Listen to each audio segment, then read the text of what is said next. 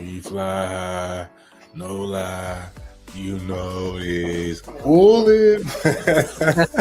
And with all that being said, I've decided to continue my athletic and academic career at the Stanford University.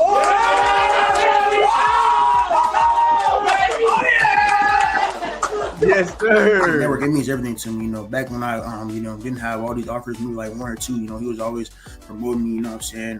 Trying to get me on the radar, this guy, you need to look out for him. You know what I'm saying? It really means, the world to me, Big, he's been there, like I said, since I've been small, always shouting me out and, always just trying to put me on, just give me notice more than I really appreciate Big. I mean, shoot, I was the new kid. Faison kind of was with the Ducks for a little minute. So my first year, of course, he had all the hype. He was probably by like 6'2" at 12. He was a mutant. I ain't gonna lie to you. He was a mutant. But I mean, from then you could see just the potential he had. I mean, I'm not surprised he's the number one quarterback. If you would have seen him in youth ball, you would have thought he was the number one quarterback in that class back then. So I mean, like going against him kind of like prepared you already for like what high school was. I mean, he looked like a high school quarterback around that time. So I mean, like trash talking with him. He's more quiet though. I will say that he don't talk that much trash. But I mean, like trash talking with him, going out there and hitting drills with Faison. I mean, that kind of like just builds you ready. I mean, hopefully I play against him in college. I would love it. As y'all know, this is the Sizzling News Podcast.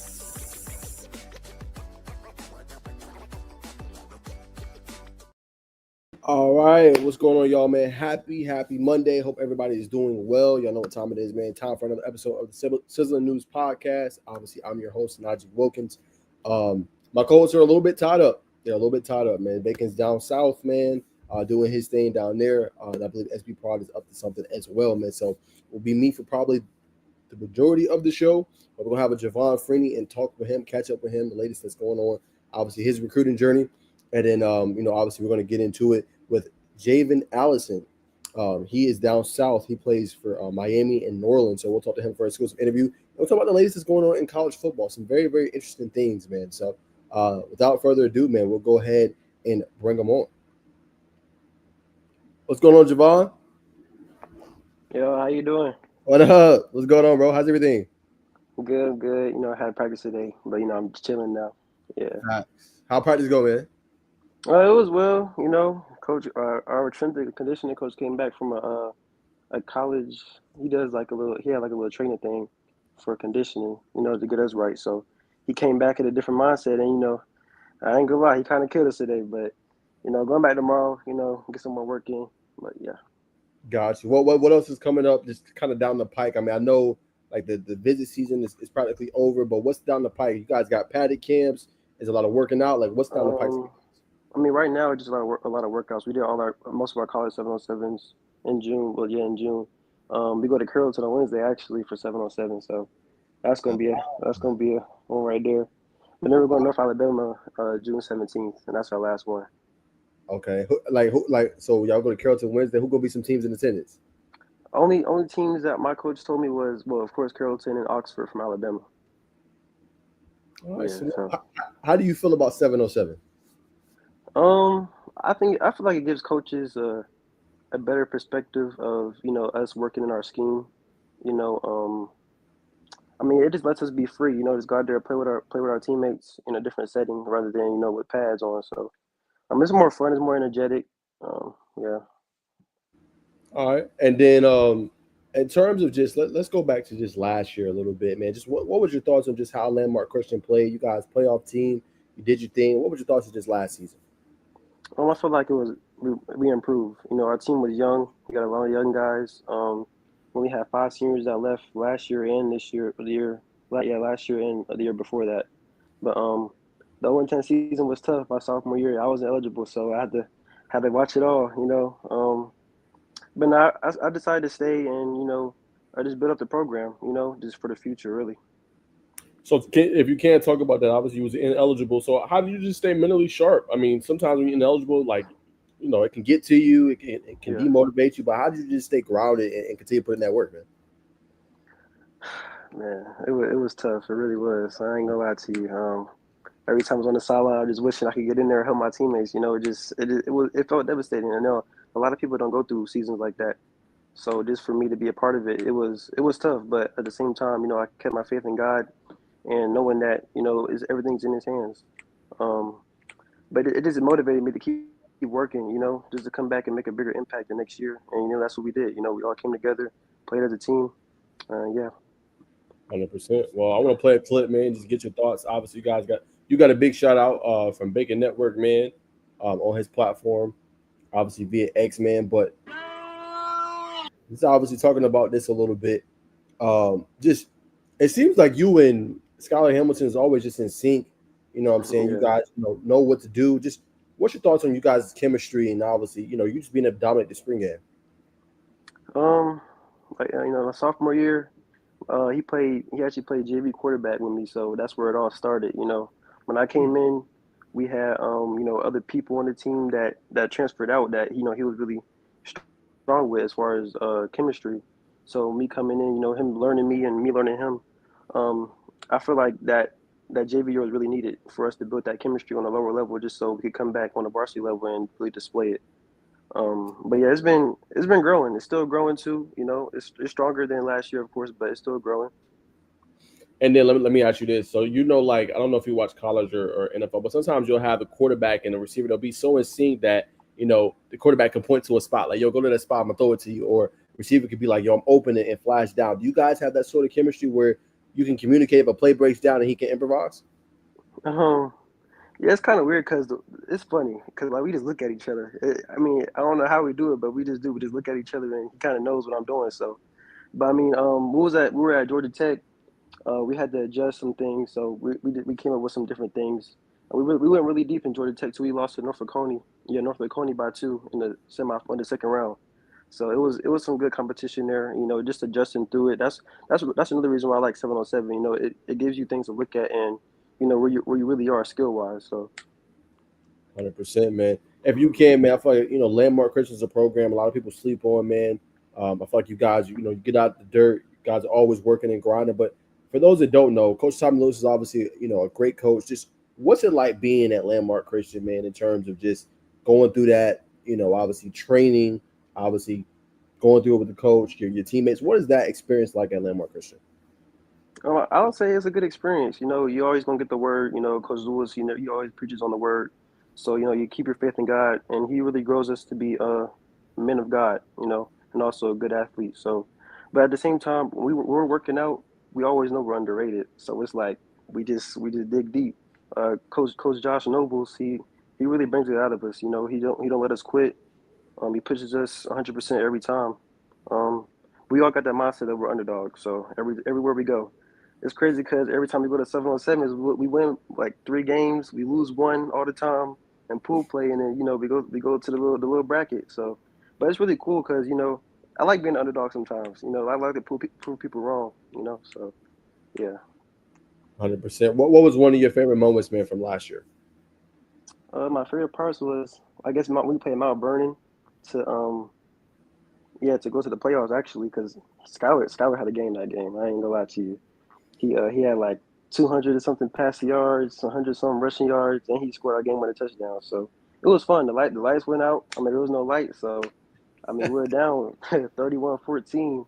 We came back fourth quarter, so yeah, it was fun. Damn, that sounds like a crazy game, man. So when y'all in that moment, y'all going through all that adversity down, the lights out, like in that situation, are you encouraging the team? Is Skylar encouraging the team? Is it Coach Lewis? Or y'all just like, yo, man, we got to get it together? Like, what's going on in that moment? Man, because we went into halftime 14-14. We came out, it was just like they were just throwing the ball lights out, running the ball lights out. I'm not even gonna lie to you, I got a little discouraged. I mean, I was still trying to uplift my teammates, but at the same time, I was discouraged myself.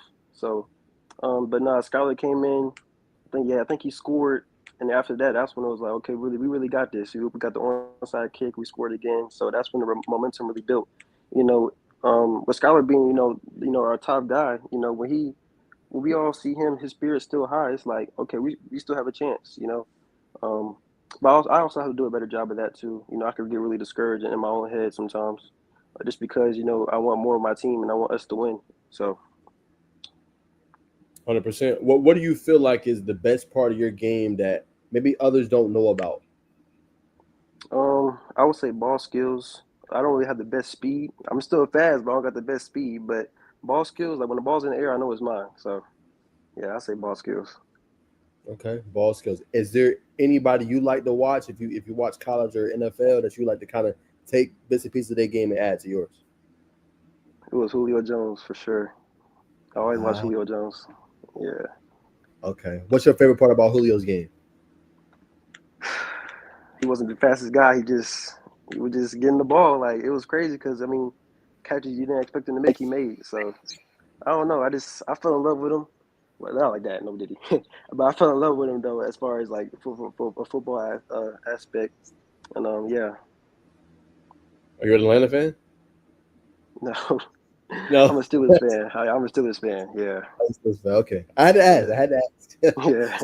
So let me ask you a good one. Let me ask you a good one. So between and forgive me, I know he got a lot of stuff going on, but just think strictly football. Between Yeah. AB and Julio, who you think was better in their prime? I gotta say Julio. I feel like Julio was better in his prime. Uh, Yeah, I feel like Julio was unstoppable. You know. Yeah, I gotta give it to Julio. you gotta give it to Julio. All right, Yeah. I respect that. I respect that. All right, man. So we talked about what's coming down the pike a little bit, in terms of the rest of what's going on with your team. But in terms of the season, what are you most looking forward to? Championship always. But for the season, just improving my teammates and their I guess their confidence. Since they're so young and being at a place like Landmark, it could be really hard to maintain confidence. In the team and in your recruiting journey too, because it is a little hard with us being at a smaller school. But at the same time, if you go to camps, you're confident in your own game. You put the film out there, you still gonna get recruited. So yeah, I say confidence and just staying together as a team. I'll say that was one of our biggest problems last year was, we we all expected so much. We started fragmenting, like in the middle of games. Even though Mhm. we still won most of them, but I feel like we just need this summer. We really been working on just our team bonding, and as far as like uplifting each other. 100%. Now, if you don't mind sharing, obviously, how is your recruiting journey kind of going? What's the latest there? Just interest, offers, teams that are recruiting you pretty hard. Yeah, it's a lot of interest for sure. A couple of coaches said they're coming to my games in the fall, but the only offer I got right now is shorter, and that's for safety on defense, on the defensive side of the ball. And a lot of coaches want me on defense, but I really rather play offense. But at the same time, if a college wants you at a certain position, then that's what you're gonna go for. So So you come to kind of you've come to comms kind of with it, like whatever I'm being recruited as, wherever I got an opportunity, I'm gonna go. yeah, I respect that, brother. Well, look, man, we're gonna do a film breakdown together, brother. I'm gonna pull up your film, man. Break it okay, down to see what you're seeing. Just kind of get your football acumen a little bit, and then just, allow for obviously other coaches to be able to see it, man, and put it out there, man. So you cool with that? yes, sir. All right, let's do it, man. I brought in Ensure Max Protein with 30. Dang, bro, trying to get me copyrighted, man.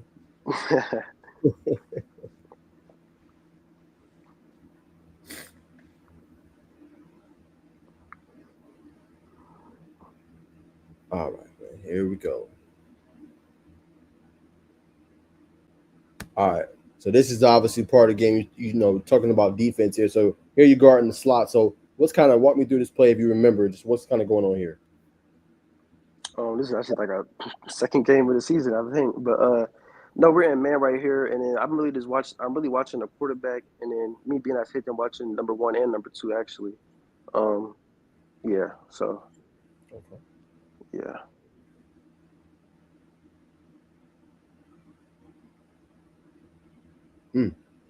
Back to the ball skills we talked about, right?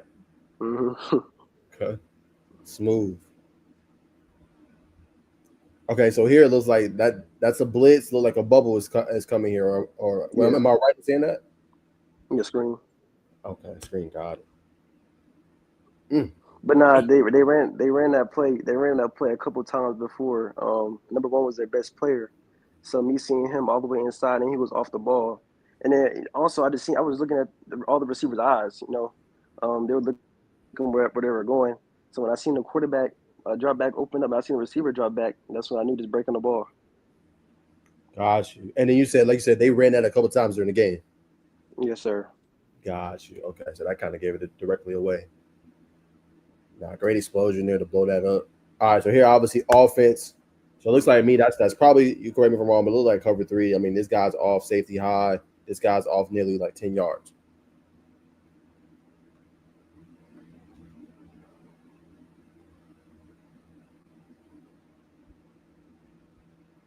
Good stutter and go. Mm-hmm. Easy touchdown.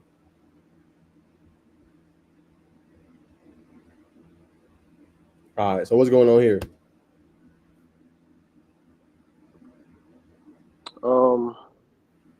I mean, it was single coverage. He was playing off, so I had to make him bite inside a little bit.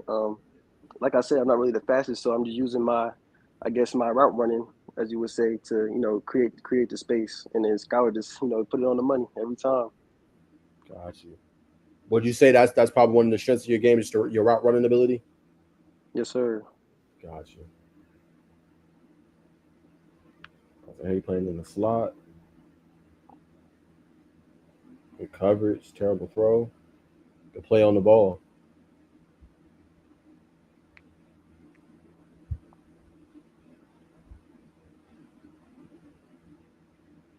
All right, so this is when I'm assuming just straight go. Like you Yes, playing sir. off, you're going all the way to the crib with it. Yeah, this is after the onside kick we had to score, so this is the Mount Vernon game actually. Ah, okay, yeah, that's what Yeah, that we looks had to like. score, so Quick airstrike, I like it. One hander. Ooh, hey, I ain't gonna lie, man. You did grab that one like Julio though, man. Was he grabbing you here like your left arm? yes, sir. Yeah, he was. Wow. Still had to catch the ball though. You can't play with flag expecting the flag. So that's what our coaches always taught us. Especially with us being a smaller team, we can't always expect the flag. So you just gotta make a play. Make a play, man. Hey, that's a crazy catch, man. While being grabbed. Oh, that was smooth. Smooth little out route right there. Okay. This right now, right there. That's when me and Skylar, there was no corner over top of me, so he just seen it through it right away. Interesting. Just busting So coverage. got you. So like right here, right? So break this down for me. So is it like when you in that moment, are you giving Skylar a look? Are you saying like, hey man, like you see you off, like you know what to do? What's the communication like between y'all here? Yeah, as I was running out, I seen there was no corner following me, so I just yelled his name out. He looked at me actually, and then he went back to where he is now, and I just put my hand out just so he makes sure it's still there, and then he just threw it Mhm. right away. Got you. And then obviously your mindset is break that tackle and obviously score TD. Score, yes Yes, sir. sir. Love it, man.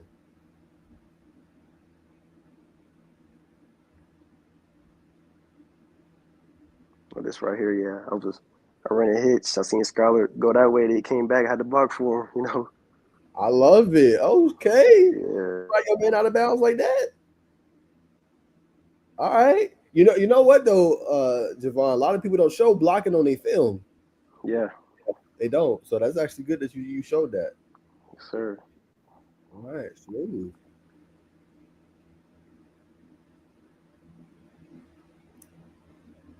Okay, all right, break this down for me because I feel like this was like one of them reads again, like just kind of off platform. Like the initial route wasn't there. You just got open.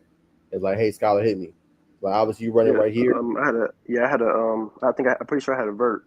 That's why he was rolling out. I think it was like boot right or something like that. I had a vert, and then Okay. I seen the safe. I think I seen it. I'm pretty sure I seen the safety sit, and then my guy he was playing. I think he opened his hips to the left, so I just started running to the middle, and I just had my hand up again, and then Skylar seen me, he just threw it. He threw it to the other side of the field. So Smooth, man. mhm. Excellent communication, man. That's how you do it. 101 playing all. Ooh. Ooh, yeah, Yeah, that was Skylar, yeah, nasty. he got hit. Yeah, he got hit right there. Yeah, he bit real hard on that. Mm.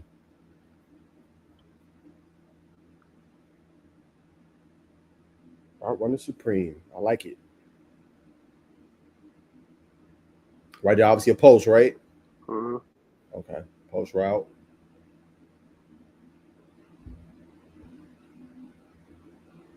Solid.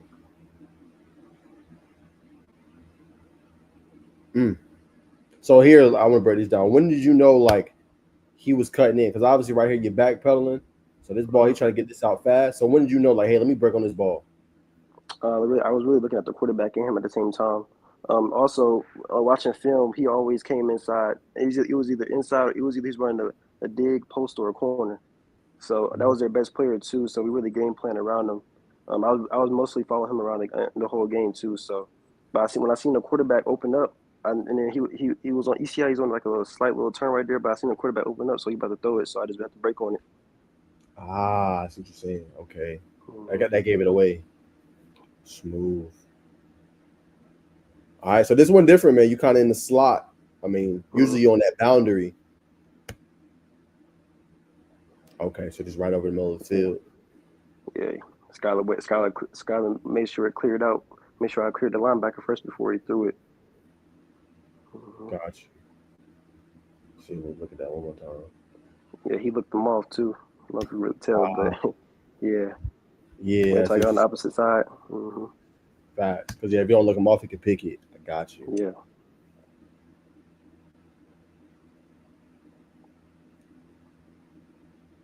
That man. We'll look at a couple more. Yeah, this right here was a pre-snap read. And the Okay, DB's heel. He had both heels on the ground. He would just square up. That's why as soon as he got it, he just threw it. We like to take the one on ones. Like I said, when the ball's in there is mine. So he's gonna throw it up and let me go get it, make a play every time, man. every time. Every time. I love it. That's how you got to be, man. Yes, sir. Smooth, man. All right, we'll look at two more. All right, so this is different. Obviously, that one you dissected really good. So this one, I mean, you really see DBs lined up like that. So when you at the line of scrimmage, like what are you seeing here with the DB lined up like that? I had a vert actually. Um, so it was like like not a stutter and go, but it was like a fake block vert. He was playing outside, so I came off the line, like a little lax, make him think nothing was happening. Then I attacked his outside, so I got in his blind spot, and he didn't know where I was after that. Wow. Oh, I see. Hmm. That was dirty, man. Yeah, you absolutely fooled him. Yeah, I wouldn't line up like that if I was him no more. All right, man. Last one. You're obviously finding the hole in the zone Hmm. and obviously making a play. I started cramping right there too. I could tell. I could tell. Yeah. But all right, man. Yeah, man. So, man, I appreciate you breaking down the film together, man. But yeah, man, I like your game. I think both sides of the ball. I think you showed you to be a hard hitter. You got good ball skills on both sides, man. So, let's say I'm a recruiter, Javon. I like your game, man. But what can you bring to my team that's maybe different from others? Like, what will your response be? um, I probably just say my dog mentality, man. I always been an underdog. I'm always gonna outwork everybody. I'm gonna fight for my spot. That's no question. When I'm throwing the fire, I'm gonna work. I'm gonna produce, put something on the field for you. I ain't gonna be complacent like I already got the spot. No, like I gotta work every time. You know, that's how it always been my whole life. Everything. Especially with me. With me being in the house. I got three sisters and a mom. So I'm always working really. So um, yeah, I already say I'm really just trying to take care of my family too. I know college is a business now, so it's all about business and the coach is trying to feed their family. So me playing college football can also help me feed my family. So that's why I always got to work. If you don't mind me asking, is that your motivation, man? Your family and the three sisters and your mom? It's a big motivation, especially when I see my mom struggling. Sometimes it could be hard taking care of all of it, especially me. I'm eat everything, and she still got to feed everybody else. I need clothes on my back, you know, shoes on my feet, so it could be really hard. And and me playing football is something that I love, but also nowadays getting paid, that can help my mom out, help my family out. So What would it mean to you? You go to the next level, you ball out, you're obviously able to help out your mom and just be able to just allow her to breathe a little bit. it it'll put a big smile on my face, honestly. I know she, just paying, not really paying everything back, but taking some of the stress off of her, and just paying for a lot of things, especially like for my sisters. Getting I know they have a lot of wants. We all have a lot of wants, but we just can't get everything we want because she got to split the money up for everybody. So just helping them out, I just want to see them happy at the end of the day. Everybody, my mom, my sisters, also my grandma's here too. So just seeing them happy, just enjoying life without it being a big burden. For sure. What's been maybe Javon one of your favorite moments? Just with your grandma, where she got a chance to see a game, or what I'm saying, she was able to when you were young, you going off. Like, what's been one of your favorite moments, with your Grams? Well, actually, this is her because she's been in Pittsburgh. We went up there this summer to go get her to bring her down here so she could live with us. So her first game will actually be this fall to come see me play. She always been seeing me on like TV, YouTube, and stuff. So it's gonna be nice, just seeing her come to a game and actually watch me. So yeah, my favorite time with her is probably every time we go to Pittsburgh and just go visit her. She's always happy to see us. We only go up there a certain amount of times. It's a 13-hour drive. We don't fly up there because all of us, but it's I like to go see her. But now that she's here, it's like I can see her every day. So yeah. That's dope, man. I appreciate you sharing that, brother. Definitely a great background and great story, man. So Javon, obviously, like where did your love for the sport of football come from? Like, when did it all start for you? Was it a catch? You know what I'm saying? Was it seeing your favorite player on TV? Like, what made you be like, I want to play this? I say my dad. When I was like 6 years old, he took me to the field. He took me to the park actually. He got the ladders out, the football, the parachute. That's where it all started for real. My uncle Dwight Freeney played in the NFL. He won the Super Bowl. Yeah, I think he won the Super Bowl with the Colts, and he's in the Hall of Fame right now. My dad played at Rutgers for safety, so my family always been in football. So, but yeah, my dad. That's where it really picked up, and ever since I played with a rec team, and then I just started having fun with. It really started with the players. The players really made it welcoming and fun. So 100%. Who were some like, I know when you're young, you be like, man, that guy's good. Like, and then you see him, they end up becoming rated or whatever. They'll go off to college and do their thing. Who were some dogs back in the day you was going up against in this rec ball? You can remember. Zamarcus Lindley. He goes to Douglas County. I played against him. He was at Tiger Cubs. I was at Billard Falcons. He was at Tiger Cubs. Delancey Alexander, a new man, committed to FIU. There's a whole bunch of other guys. I just can't think right now. But there's a lot of, especially Douglas County, because everybody played for Douglas County Tiger Cubs. So I played against them a lot. That was our quote unquote rivalry. So, but yeah. Who was winning some of them battles, man, back in the day? Was y'all winning or DC was winning? They was winning like they was winning like everyone, man. I ain't gonna lie to you, man. It's basically Mike Hasty. Basically, that whole team was just, it was that whole team was just D1 athletes. So, but it's funny to see them all growing up. Everybody getting old now. So I know everybody's going off. I know, and then y'all all got one more season left. Yeah, that's one. Crazy. That's crazy. All right, let me ask. So obviously you talked about your football pedigree coming from a family with football. So walk me through back in the childhood. Like, what was your Saturdays and Sundays like? Were y'all all glued to the TV watching college football, NFL? Like, and what was that like? Obviously coming from a football family that you knew, like your uncle, Dwight Freeney, was playing. He's obviously a Hall of Famer. Like, what was that all like with your pops too, with your Rutgers? Tell me about that experience. My dad watched a lot. I was always with my dad when I was young. Well, not always, but most of the time. On Saturdays, so we watched a lot of college football. I honestly didn't know about the NFL until I came home one day and I turned on the TV. I just seen NFL. I'm like, what's that? And that's another reason. That's another reason why I fell in love with football. I just like watching it.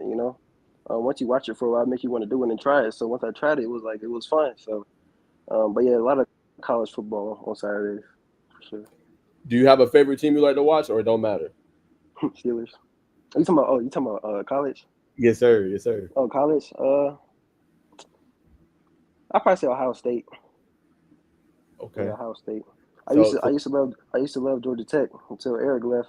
Not gonna lie to you, I was like, well, that's the only reason why. That's the only reason why I watched it. Because I actually played with Eric, so it was just cool seeing him on TV. So I was like, might as well just watch the game. Yeah. Tech got a good team though. Yeah, they do. They do. I'm not gonna lie to you, they do. I was really just watching one player. I'm gonna still watch Tech though, cause Skylar never stopped talking about Tech, so gotta watch him. So now that Eric is at Auburn, you go watch the Tigers more now. Oh yeah, for sure. I already know. I already know who you running with the NCAA when they come out. I already know who you running with. Yeah. Okay. Yeah. Okay. So let me ask this about Ohio State, man. So you're a fan. Like, what was going through your head if you were able to see the game when they played against Michigan? Like, and they lost. Everybody want to ride their five. Like, Oh, what's going through your head in that game? they just didn't throw the ball enough. They didn't throw the ball enough at all. They didn't really take advantage. They didn't take advantage of Michigan's. They didn't have their two best DBs in the game. So they didn't really take advantage of it, which was surprising.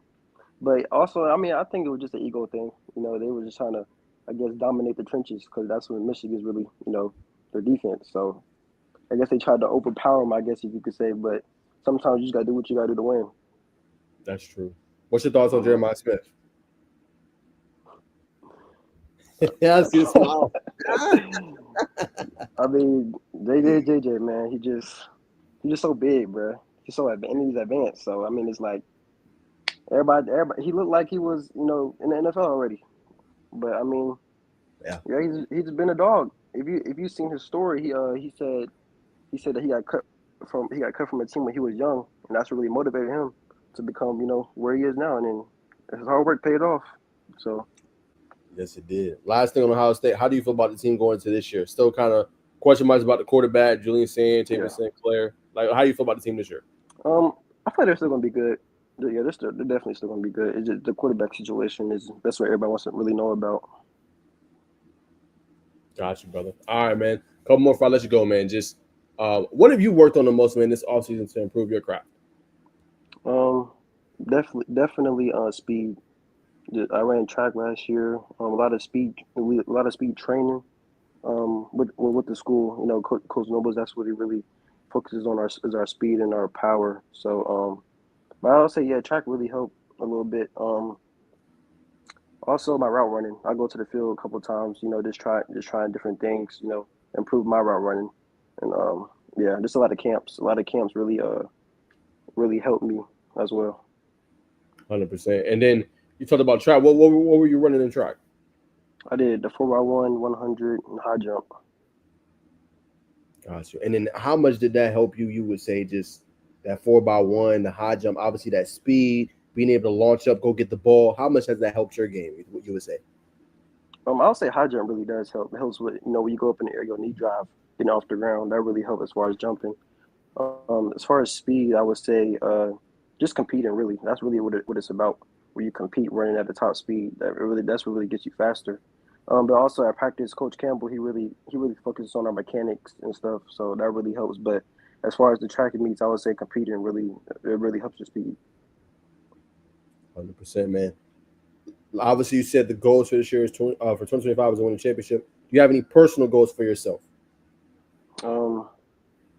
Just be the best teammate I could be. That's what I've really been trying to work on. Just uplifting everybody, even when I'm down, but I can still uplift others. I don't have to pull people under my, I guess my stress or whatever.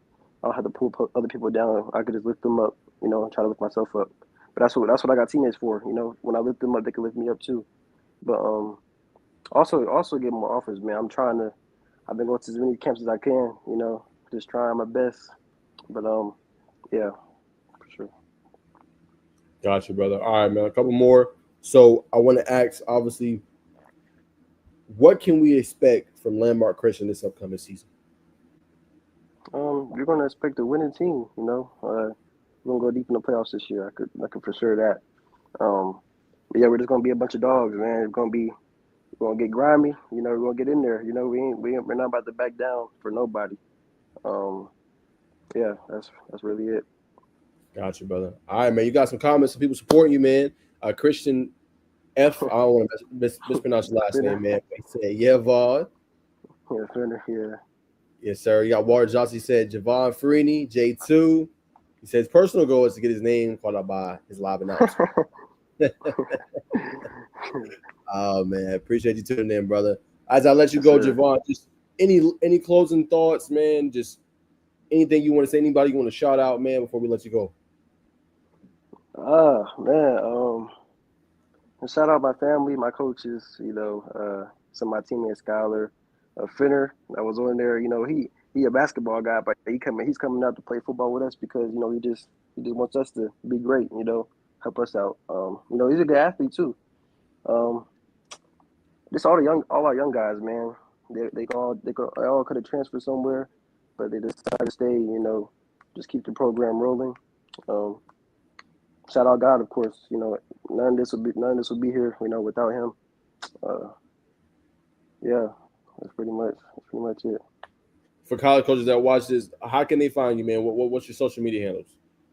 My Twitter is my name Javon Freeney _26, and yeah, that's it right there. Gotcha. All right, brother. I'm gonna let you go, man. Kenya said, "Way to go, Javon." Nice interview. It's nice. So she also was supporting as well, man. But brother, appreciate you coming through, man. I'm definitely gonna try to pull up that obviously that film breakdown we did together, brother, and obviously your insight. Put that on my ex, man. I appreciate you stopping by, man, and just giving me 30 minutes of your time, man, to talk to you and obviously just tell your story, brother. So thank you. I really appreciate it. Anytime, man. All right, guys, there you go. Hey, man, appreciate everybody tuning in that went to support Javon, man. Miss Kenya, Walter, Christian, much love to y'all, man. Just trying to, get the boys a platform they can be themselves, man. They can be comfortable and obviously, where they feel respected and they can obviously tell their story, man. Incredible story about Javon, man, and hope he keeps going, man. And obviously, Landmark Christian, they're gonna be in there. They're gonna have something to say this year, man. Skylar Thompson has gotten better. Javon's gotten better, faster, stronger. Obviously with his ball skills, man. So they're gonna be a team to watch, man. A lot of people gonna sleep on them. They're gonna be a team to watch. So I appreciate y'all tuning into that, man. But we got more to get into if you guys want to stick around. Remember, like, comment, and subscribe, obviously, on the page, man. If you're watching on YouTube, that does help me out a lot. If y'all can like it, that definitely helps YouTube push the algorithm out more. But we're gonna talk about some college football, man. It is that time. So let's go ahead and break down some college football news until the next guest comes around 8, and we'll talk to him. Javen Allison. I'm super excited for that interview. But let's talk about Thomas Castellanos, man. Let's talk about him a little bit, man. He had a strong take today, y'all, about obviously Alabama and being excited to play them. So let's break all that down, man. This is via 0-3. It says, Florida State quarterback tells Pete Nakos he's dreamed of playing against Alabama. They don't have Nick Saban to save them.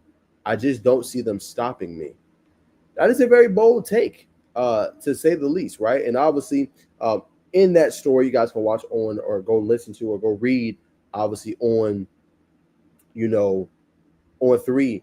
He talks about just the relationship with him and obviously Bill O'Brien, them having a meeting, I wouldn't say being at odds, but them not being in agreement with each other. So he obviously talked a little bit about this, obviously in the article you guys can go check out. So I thought that was intriguing and interesting as well.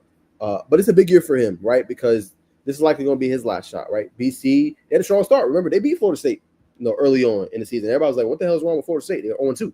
So, he was pivotal in that. And he's been getting a lot of liking from the head coach when you look at, obviously, Mike Norvell. And he feels very strongly about them. But this is a big year for Florida State and really the ACC, in my humble opinion. You're going to need guys in order to take that next step.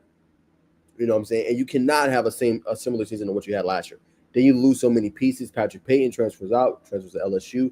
You're going to need pieces to go in there and be able to contribute early and often, man. So it's going to be interesting for Florida State. They're doing really good on the recruiting trail. They just landed Xavier Tiller, who was formerly committed to Auburn. He flips, obviously, to Florida State. So they're getting primetime recruits. It's just, can they get on the field? Can they produce? Can Florida State have a better season moving forward? And to me, there's no better test early on in the season than to play the Alabama Crimson Tide, right? Because it's a big year for Alabama too.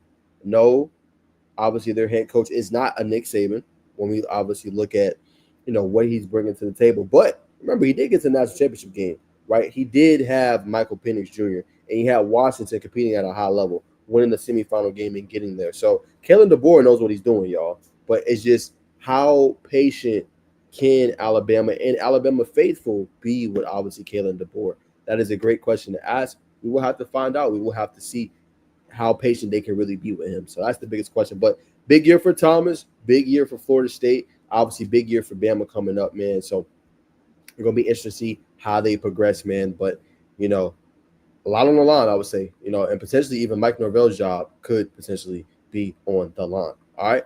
So we'll leave it there. We'll keep it rolling. obviously, and talk about the college football playoff prediction. This is via Ari Wazerman of On3 Sports. So let's go ahead and share that and talk a little bit about that. All right, so here is the playoff prediction. So, like I said, big year for Illinois. We'll talk about the Big Ten here, obviously, here in just a second. But he has number one Texas with Arch Manning, obviously, and everything that they have. And they got Ryan Wingo, Khalil Lockett. Let's see how they're going to look in another year. Colin Simmons will be there. Obviously, again, Michael Taft. That's some of their standout players, right? And then at number 2, Penn State, right? A lot of people like Penn State with Drew Aller. Nick Singleton comes back. Katron Allen. Can they get there? Obviously, last year had a really good year, made the playoff, and did a little bit of noise, but fell short to Notre Dame, right? He has obviously at 3, Clemson. That feels really right to me, you know what I'm saying, with what Clemson has been able to do. All the talent they bring back, Peter Woods. I mean, that team is loaded, bro. Cade Klubnik, Antonio Williams, Bryant Wesco, TJ Moore, running back. They really high on this kid, Gideon Davidson. Strong defensive line, Sammy Brown, right? Khalil Barnes, Avion Terrell. Like, Clemson's loaded, you know what I'm saying? So I can agree with that at 3. 4 for Ohio State, to be honest with y'all. I think that's a little high. That's a little high for me with Ohio State because it's still unknowns at the quarterback spot. You're getting a first-year starter. And I know what y'all going to say. Well, Arch Manning, he's a first-year starter. But Arch has gotten some game film. He's been out there and had to carry Texas to victories. Now, mind you, the level of competition, y'all, was not the same, right? But he's still done it. I don't know what I'm getting still in the Julian saying. If he's on the road and they're going up against a team like, let's just say hypothetically, Oregon or Illinois on the road, like, how does he respond to adversity, right? That's still a lot for me to ask. He's very talented, to say the least, but how does he respond on the road in primetime environments? Still some questions remain there. Now, they're talented. Got Jeremiah Smith back another year. They got some good pieces, obviously, coming back, but quarterback is going to be kind of where they are. So, not bad with Ohio State at 4. LSU at 5 is kind of high, y'all. I'm not going to lie. LSU at 5 is kind of high. Big year in Death Valley. Got a lot of expectations. You know what I'm saying? They expecting some young guys to step up. DJ Pickett, does he see the field early at the cornerback spot? Garrett Nussmeier, can he finally be able to take the short intermediate routes if the deep ball's not there? Can he be more accurate in the middle of that field? A lot of questions to ask there and see what he's able to do. You know what I'm saying? So he got them matching up against Boise State. I don't know. Well, Boise State, it was the Ashton Genty, I call him baby Marshawn Lynch show. Boise's been doing a good job recruiting, to say the least. You know what I'm saying? They've been really, really good there. But do they have enough pieces around to make another run, obviously, in the Big West and be able to get back to a college football playoff? I don't know. You know what I'm saying? I'm not sure. That all just depends. All right. So let's go to 6. 6 Notre Dame. I agree, but who's going to be your starter? You know what I'm saying? They bring back Jeremiah Love, so you feel good about your running back. They got this the safety that's really good that's coming through the pike again. They're known for producing, obviously, that position. Does the defense take a precipitous drop off, y'all? They lost, obviously, the defensive coordinator, Al Golden, who left for the Bengals in the NFL. Does that take a step off for them? That's very intriguing and be interesting to see. You know what I'm saying? So defensively, would they be the same? Offensively, will they still be predicated predominantly around the run? And can the quarterback make the throws they need in order to win games? A lot of question marks there. Because remember, Steve Angeli left for Syracuse. That's something to notate as well. Then at 7, he has Georgia. Very interesting. You know what I'm saying? Georgia had a pretty high seed last year, won the SEC championship. They're talented. You know what I'm saying? How good is Gunnar Stockton? That's the biggest question with Georgia. How elite is he? He got weapons. You can make the argument he got more weapons probably than Carson Beck had this last year. Easily. You know what I'm saying? That 2025 class with a Taylor, C.J. Wiley, obviously got Jacoby White in there, Zachariah Branch, Noah Thomas. They're loaded, right? And then you got tight ends that's still, playing at a high level. Lucky, you know what I'm saying? They got a freaking Elias Williams. Like, Georgia got pieces all over. And defensive line-wise, they look pretty good. Elijah Griffin could potentially get a lot of playing time early as a true freshman. He's one of my standouts to watch next year. Linebacker, they're solid yet again. The biggest question with Georgia is their secondary. You got KJ Bolden coming back, obviously a productive freshman season. But what other pieces do you have on that back end to kind of help him? Can those guys take steps forward? Elias Robinson's been good. Who else is going to step up on the secondary?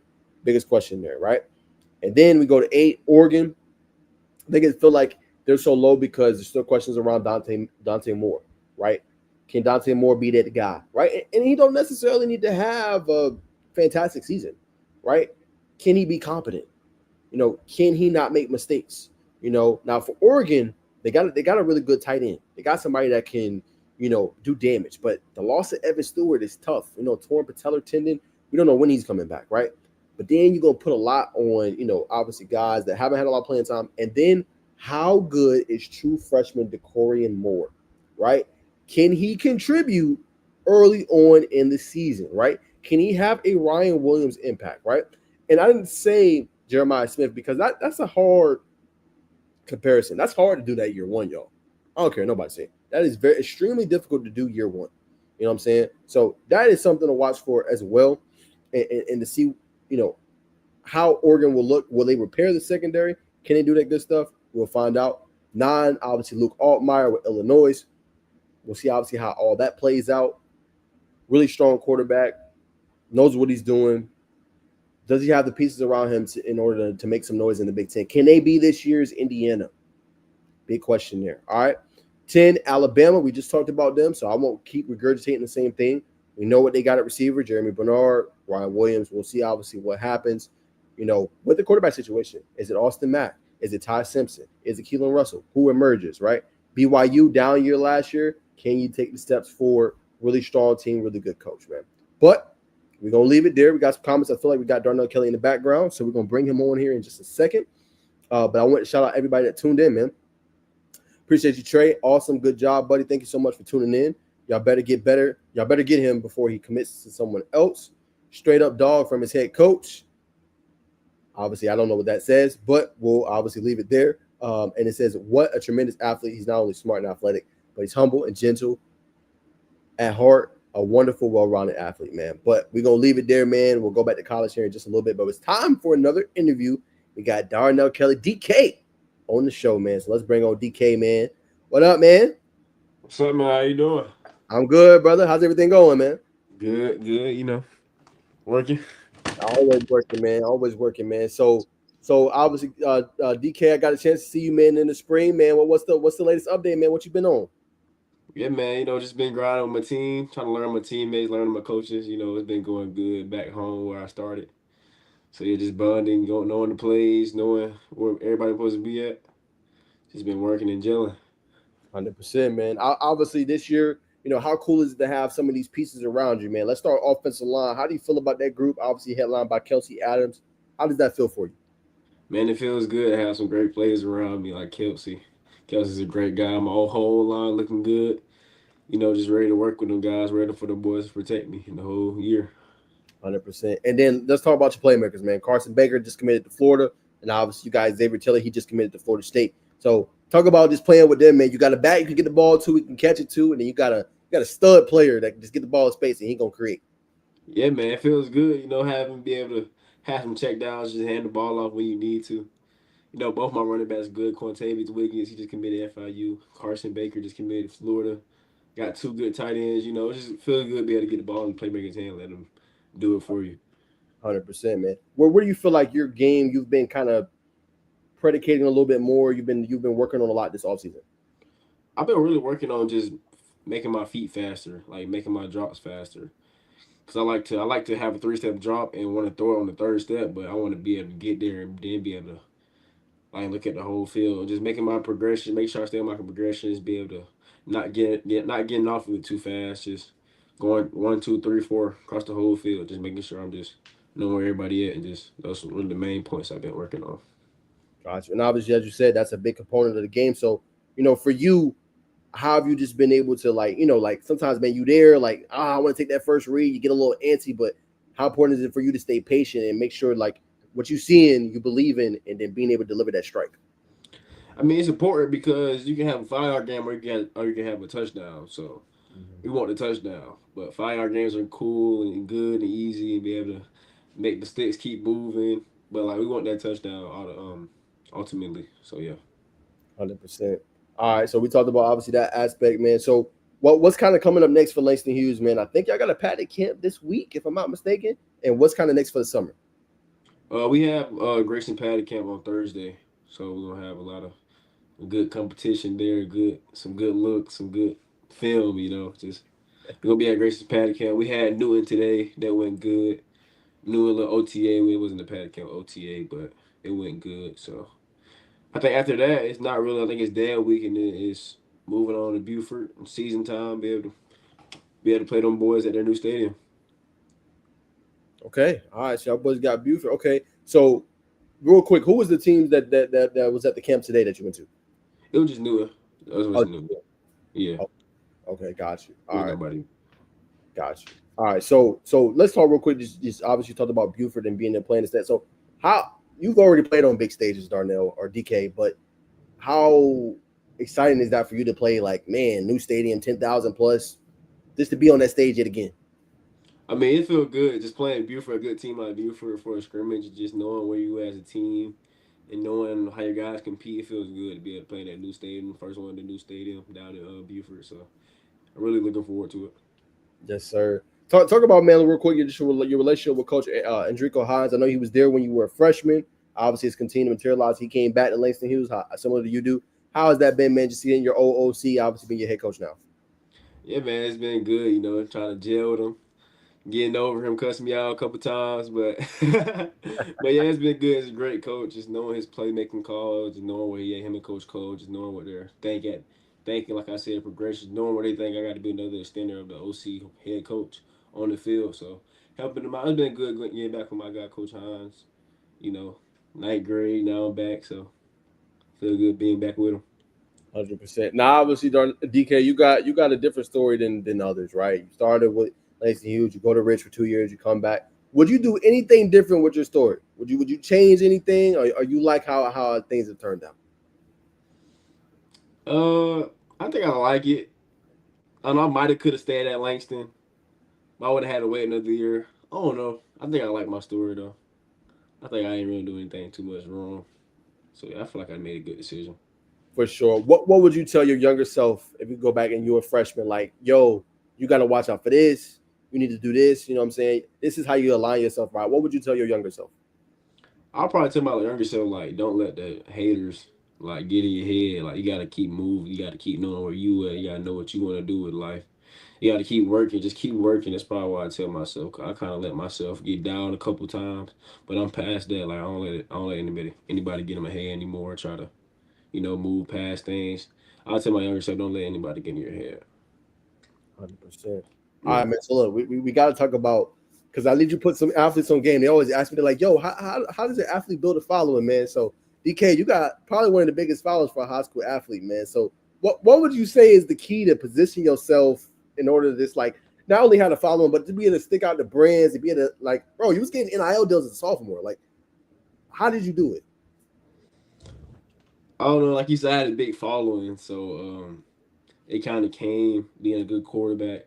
But I'll just say like you got to be consistent. You got to know when to post. You got to know when your followers are active. Stuff like that, just little things. Make sure you stay engaged with your followers in your story and posting like clips of you working out here and there, posting clips of you being with the community here and there, post clips of you in your game, making mixtapes, things like that. I feel like that just makes a lot of engagement on your posts and Instagram. And I had my account since like 2016, so a lot of people don't have the account for that long, but I had my account for a long time, so I just been building that following since I was a kid. So yeah, I feel like just staying consistent for real. Gosh, you DK, what do you feel like is the key to being? You talked about obviously the posting, but what do you think is the key maybe to being a marketable athlete? Like, if a drink company wants to sponsor you or anything like that, like what do you think it takes to be marketable? Where fans is gonna want to go after that, sponsors, all that good stuff. You know, maybe not even at just this level, maybe even the next level is one in college. Probably just staying clean. Like, don't be posting too many like cuss words. I try not to post that many cuss words. I try to keep my music clean. I try to not. I try to stay like just being an athlete. Stay in the athlete persona. Don't be trying to be anybody else you're not, or trying to live two different lives at the same time on Instagram or on anything else. Just staying clean, staying true to yourself, and just being a respectful, mannerable gentleman. Like that's probably the most thing I'll say. Okay, got you, man. All right, back to the gridiron. What what do you want to accomplish this year with Langston Hughes? Being back home, comfortable, you know everything there, you know about the coaches, you know about the atmosphere. What do you want to accomplish with this group this year? I want to win a state championship with this group. I know we got the players. I know we got the guys and skills, the big man. I know we got the team to do it, the coaching staff to do it. I want to win a state championship. I want to pass for 4,000. I know I can do that with all my wide receivers. I got some dogs: Jamarian McKinney, Julian Kendrick, Cannon, Xavier Tiller, Chase. I got a lot of people. Brandon Golson. I got a lot of people. Like a lot of my wide receivers, some dogs. So I feel like just being able to just win games, win state championships is probably the only thing I really want to accomplish, though. If you had to say, you talked about obviously the players having the talent, the coach staff. What do you think is the key though? Like, is it the camaraderie? Do you think it's being able to overcome adversity? Like, what's going to be the key for Langston Hughes hosting the trophy? I feel like just being a player-led team is the key. Like, Mm. I know coaches can be leaders, but you got to be a player-led team to be able to go far. Just holding everybody accountable, don't let anybody slack, don't let anybody skip reps. Like, just being there for your guys when they're down, just hyping them up, getting lit, before reps and stuff, before every game. I know with Georgia Tech, we have a little cadence, a little chant going on before every game. Just staying together as one, as a family. I feel like that's like the key to success for real. For sure. If you can go back to just JB, obviously being on the team with you know you played with him at Ridge. How would you for that just to have just obviously another weapon, but a guy he knows you know him, you know what he likes to do, you know how he likes to run his routes. How good does it make you feel as a quarterback to have that back? It feels good, man. JB's a good guy. He's been doing real good for us. Just taking the top off. He like to take the top off guy. He's very fast. He run like a 47 to 400. Fast guy, long stride. So like just having that chemistry, knowing when to break, knowing what we're gonna do, knowing where it's supposed to be at, like just having that chemistry from Ridge to now, like I feel like it's a good thing. 100%, man. And then I want to ask you. Obviously, you was at GT, so I'm gonna pull this up real quick. But just what's your assessment of your play there? Obviously, you balled out. Y'all went pretty far. But just what's your assessment of just how you played there while you was at GT? I think I played pretty good. I could have made a couple better decisions, and just like coming with chemistry, just knowing some bad decision. It was just off, like off routes, off timing. A couple of my bad decisions, but we did good ultimately. We lost one game in the championship, so I feel like we did pretty good. We just got to work on a few things, and we done worked on it. So I'm very confident in our team. 100%. For you, DK, like, what's your overall thoughts on 7-on-7? Do you feel like it helps the quarterback? Do you feel like it helps the timing with the receiver? Just what's your overall take on 7-on-7 in general?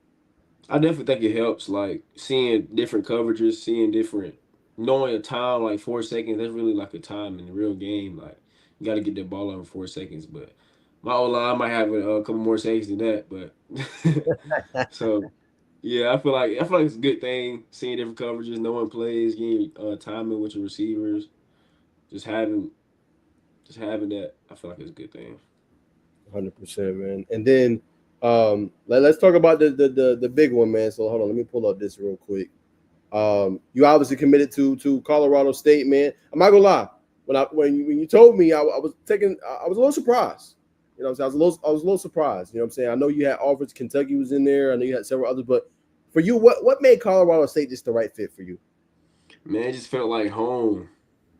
I know it felt like home. I know we're going to the Pac-12, so we're gonna be in the P5 conference next year.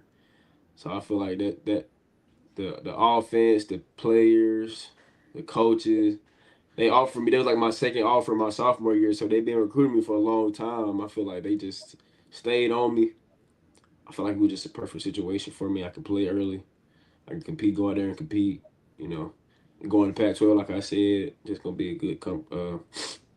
good thing for me. 100%. And then when I went to your spring practice, obviously one of the coaches was out there to see you. Just talk about your relationship with the coaching staff there, man. Yeah, man, those my guys. I talked to them very often. My OV was last week. It went really, really good, really good. So yeah, we at Ridge, we kind of caught we the OC at Ridge and Colorado State OC, they ran like the same plays. So like I already know the plays type. So like I kind of like that. That's like a big thing. I know the play. I come in there, know things early. Just feel like yeah, we all have a good coach. Norvell, he's a great coach, great guy.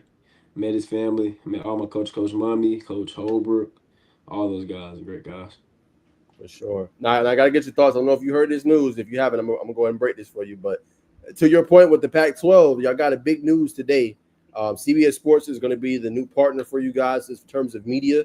Obviously with the teams you got in there, Washington State, Utah State, San Diego State, Oregon State. Gonzaga, Fresno State, Colorado State, and obviously Boise State. What does that just mean to you, just to still be able to be on that big platform when you do eventually go off to college?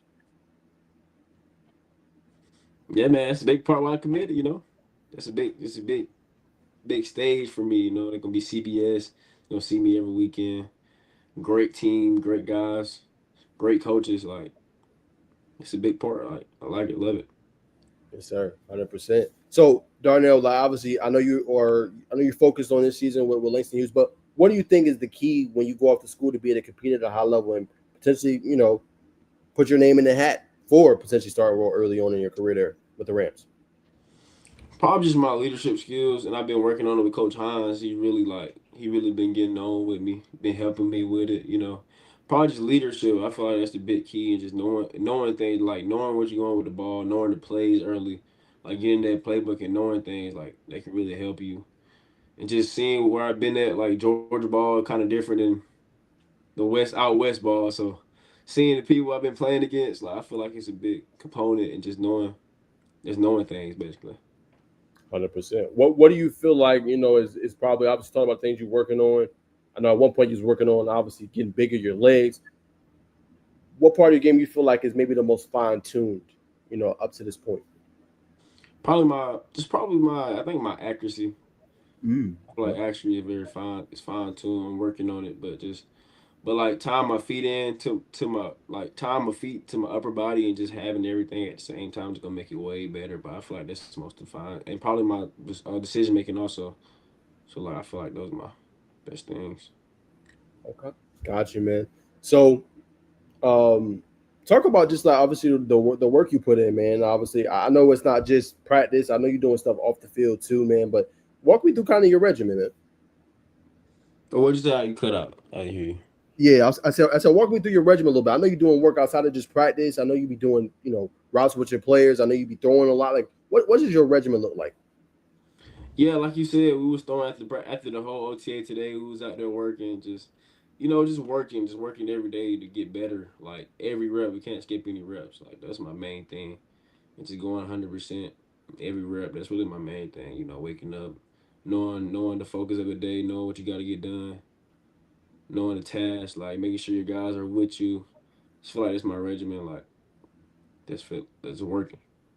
Just work. There it is, man. And obviously, you got a good comment. Hold on for that one. I don't know if you know him, but Kai Mitchell said, "Let's get it, Kelly." That's my guy, Yes, sir, man. And then Coach Jew said, "Darnell, that's my quarterback." Coach Jew.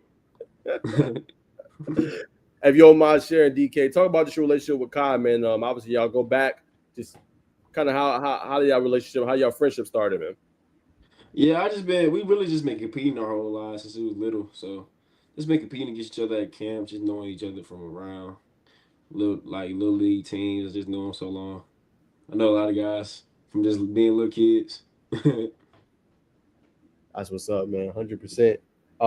And then a couple more before I let you go. So talk about the goals for this year. Talk about obviously Langston Hughes, but if you could give advice maybe to somebody coming in at the quarterback spot to be successful at this level like you have, DK, what would you tell them? Probably just be confident and just know your playbook. You got to be confident on your playbook. You got to know where the ball going. You got to get bigger, faster, stronger, obviously. But just knowing where you're going with the ball, like being smarter than everybody else on the field. Like, as a quarterback, you got to be smart. You got to know where everything's at. You got to know the plays. Just knowing everything, being confident with your reads, and I was when I first came starting my sophomore year, I had a couple picks, but you got to be confident. You got to know where you're going with the ball. You got to want to make that throw. You got to want to make that. You got to run and run. So yeah, just being confident. Gotcha. Is anybody, DK, you like to watch in terms of college or NFL in terms of the quarterback spot? I like watching Jay Daniels and Pat Mahomes. I kind of see myself as like Jay Daniels. We both wear number 5, kind of tall, lanky, quick release, like. So I kind of watch them too. What's one of your favorite things about his game, Jaden? Just getting the ball out of his hands. He gets it out of his hands real fast, and just knowing where he's going with the ball, like I said, and all the VR tech and all the study he does outside of football. Like I want to do that. I have Theo. I got to figure out what he does, so I got to figure it out. Yeah, he do be watching that VR tech. You ain't Yeah, lying. I got to figure that out. Facts. What if you can, without revealing too much, what does your film prep kind of look like? Like, do you take a couple days and do it repeatedly for a couple hours? You do it in one night? Like, how does your film regimen study kind of look like? I really just watch film all the time. Just I gotta know what I'm watching. Like you can't just get dazed and just watch the film. You gotta know what you're watching. Like knowing the players, and just watching with Coach Hines. I call Coach Hines. We just watch film all the time. Really just watch. We have been watching LSU 2019 film. We won't even watch like high school film right now. We just been watching that. He just asking me for the coverages, asking me for the pass pro. Just playing with my mind, tricking my mind. Give me some trick questions. So that's Nice. really just watching film all the time, just knowing what you're doing, knowing where you're going the ball, knowing your reads. Do you feel like Coach Hines is going to give you maybe, I don't know if you had it at pre-series, so correct me if I'm wrong, but maybe some of that pre-snap things you can do, like changing the protection, you know what I'm saying, calling the audible, changing the route. Do you feel like you'll have that kind of that autonomy this year potentially? Yes, sir, I am. And my the pass pro is strictly off of me. I gotta know what I'm doing, so that's why I watch a lot of film. I gotta call the pass pro. It's not like built in. Some people built it in. We got some pre snaps. We got bubbles. We got bangs. We got everything. I can call. I can call what I need to call. He can call what he needs to call. So yeah, just be on the same page. Got you. What's one of your favorite throws to throw just on the route tree? I like to throw a comeback, like a 15-yard comeback, or Oh, a back shoulder fade ball.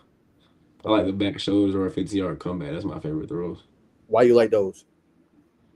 I mean, just catching them off guard, and it's a great throw, like a time and throw 15 yards on the sideline, you got to bounce, or you can make a play. I just like that 3-step drop hitch, throwing it to him. I just like it. Those are my favorite 100%. throws for real.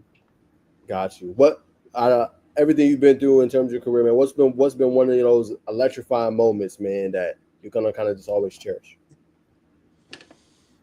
Mm, I don't know. It's been a couple. Facts. I don't know.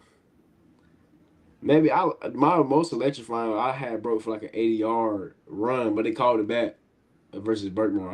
I loved it, but they called it back. But like North Atlanta, I broke for like a 60 yarder. That's probably more electrifying because it was me and one guy that he couldn't catch me, so I ran him. I love that. Love that, man. If you can talk about the runs you just had in the postseason. I mean, 4 seed or whatever it may be coming in. Obviously, the underdog, to say the least. Just what was your mindset going into them games, knowing, hey, we on the road, but hey, we got to come out here with a dub. Just knowing our team, knowing the teammates, just keeping the doubters, like I said, keeping the haters out your mind.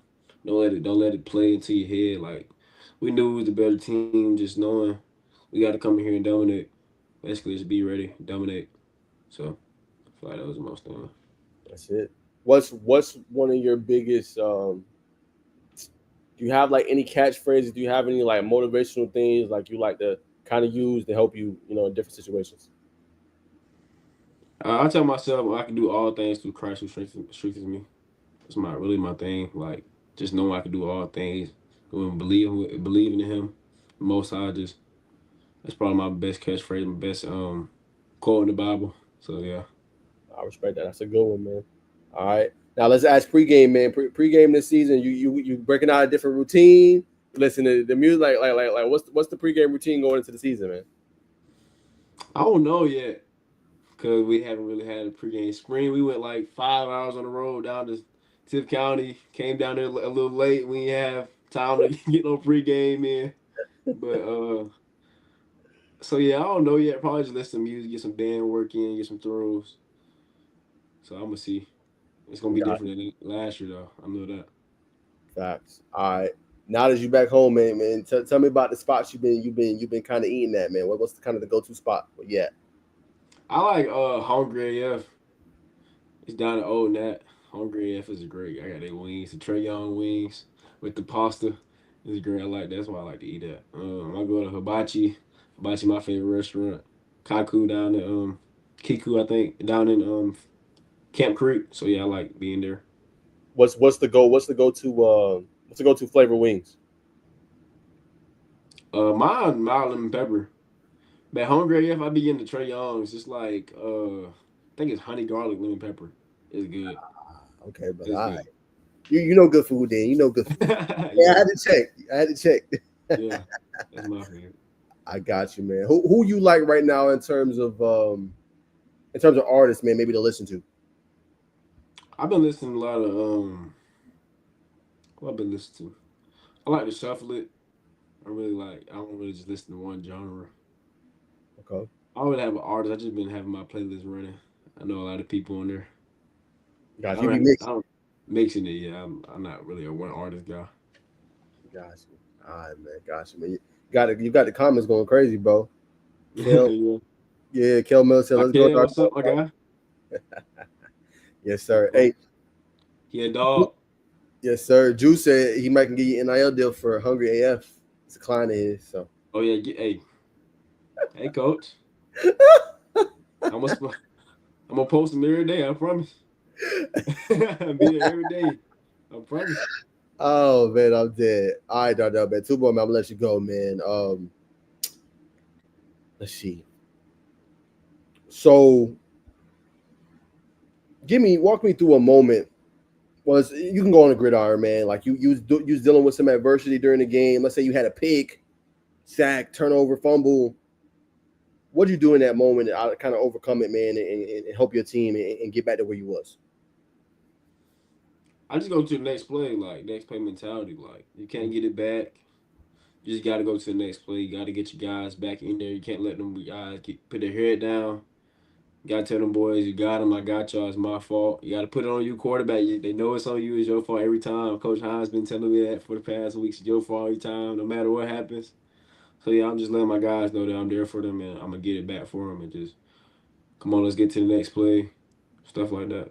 Next play mentality is really Hundred my thing. percent. Last one to end us off, brother. What do you want your high school legacy to be? When they say Darnell Kelly and they do them three dots in the period, what do you want that to say?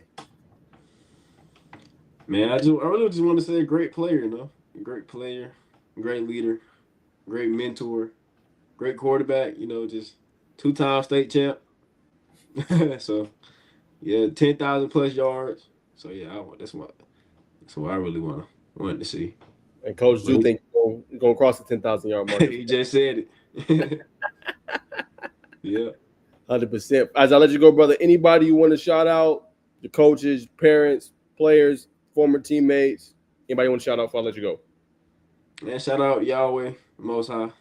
Shout out my coaches, Coach Hines, Coach Cole, all my coaches at Lane. Shout y'all out for making me better, making me a better man as I've been over there. Shout out my guys, my wide receivers, my linemen, all them boys and dogs. You gotta check them out. If you get a chance. Yeah. My parents, they do everything all the time. My support system, my family. Shout out everybody who just support me. That's what I want to shout out. 100%, man. Well, DK, we appreciate you coming on, brother. Oh yeah, Share a my little team too, Langston. My defense, I can't. You hear me? Yep. I can't forget my defense, man. The boys save us. The boys there for us all the time. I can't forget them boys. The defense, sure. Yes, sir. For sure, man. Well, DK, I appreciate you coming on, brother. Tell them more about your story, man. Can't wait to watch you this season, man. And last comment, go win state, bro. Yes, sir. Appreciate you. Yes, sir, man. DK, man. Appreciate him coming on the show, man. One of the best in the state, man, to say the least, man. Slept on, but appreciate him coming on the show, man. Shout out to Bacon Network for setting that up. I know my boy down there in Columbus, man, handling his business, man. Appreciate him coming on. Appreciate you, Jew, as always, for tuning in, my brother. Much love to you, man. He should have a big season. A lot of targets down there. Langston should be able to do work. We'll see, man. 5A will be very, very interesting, to say the least, man. Interesting who comes out on top, man. But for our last interview for today, we got a couple more college topics we're going to talk about before we wrap it up and bring on the last interview.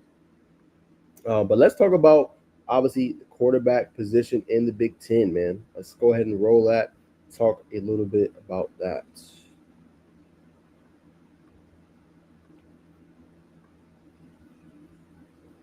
All right, so here it is. Who is the best quarterback in the Big Ten? Right, they obviously have Luke Altmaier there, as they believe is one of the top quarterbacks, former 4-star quarterback. Had a very productive season. This is it for him, though. Kind of last start. Obviously played at Sharksville High School in Mississippi. But can he be the guy to take that jump forward, right? And as you can see here, they obviously ranking the Big Ten quarterback. A lot of people will go with Drew Aller, and rightfully so. Definitely can see why. Obviously, they're going with a Drew Aller potentially, and then obviously Luke Altmaier at number two. Just productive year, nearly 3,000 yards, 21 touchdowns. Also ran the ball, showing his dual threat ability. Dylan Raiola, true freshman, came onto the scene, did his thing. Obviously, very productive year, very productive freshman campaign, formerly of Buford, obviously. So, can he take that next step forward? But really good. Like I said, 67% completion percentage, nearly 3,000 yards. What you want to see.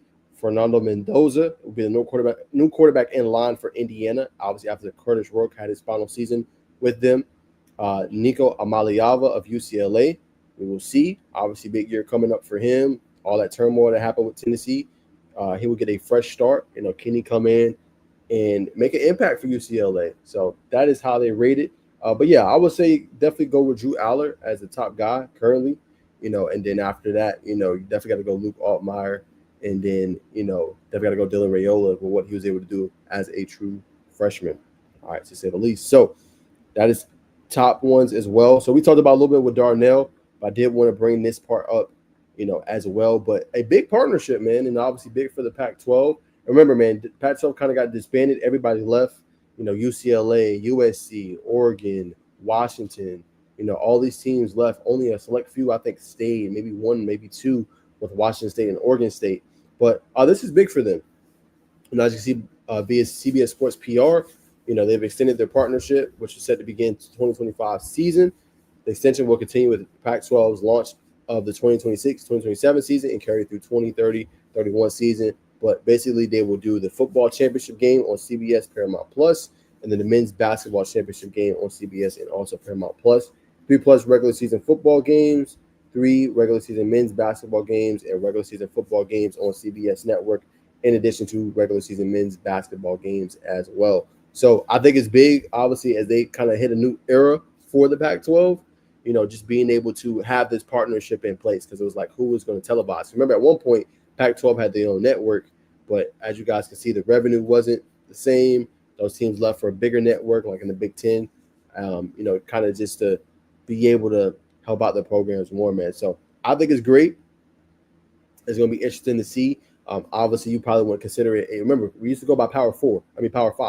Now we're going by Power 4, in that structure. So probably want to consider this Power 5 in terms of maybe Group of 5 teams, you would say, but still Division 1. You know what I'm saying? It just all depends on how you look at it. Power conferences, the creme de la creme. But as they try to rebuild and they add more teams that want to get in, it'll be very interesting to see, especially on the West Coast, as more teams probably try to gravitate towards not having to go out as far to play games. Because remember, the travel, all that good stuff, having to leave early, that all plays a factor, in these rivalries. That's why we see the USC Notre Dame rivalry kind of, influx, just the travel and all that stuff. All that plays a factor, you know what I'm saying? But I think a big partnership, to say the least. All right, so got more headlines I want to hit with y'all. CBS Sports, I believe they came out with it's Fox Sports came out with a players, the kind of breakout stars to watch.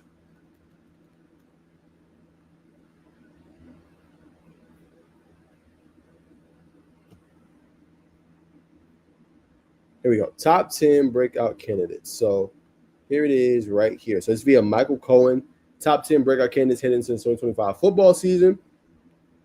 And I'm not going to lie, I think he did a pretty decent job, to say the least.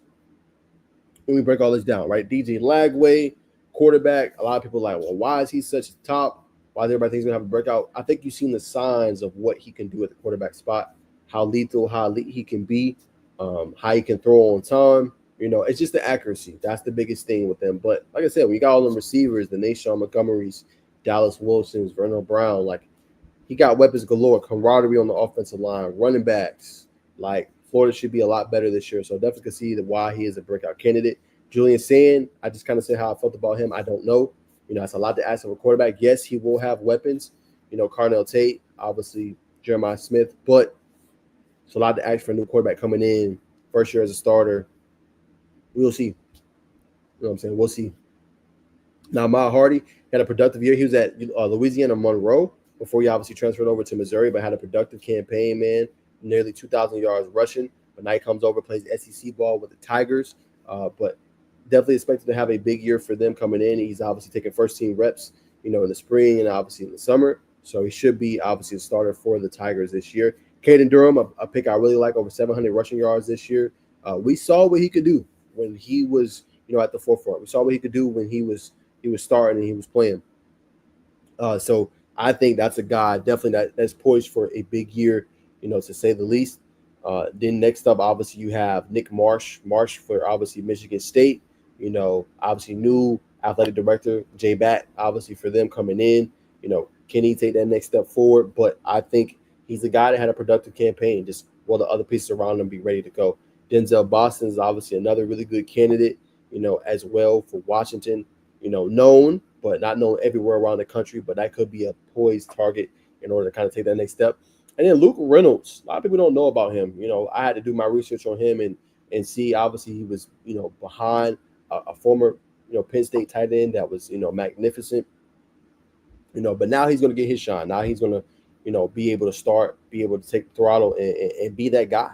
You know what I'm saying? So, can he be with Trevor Pena coming in, and then you got the running back duo. Can he be a reliable tight end?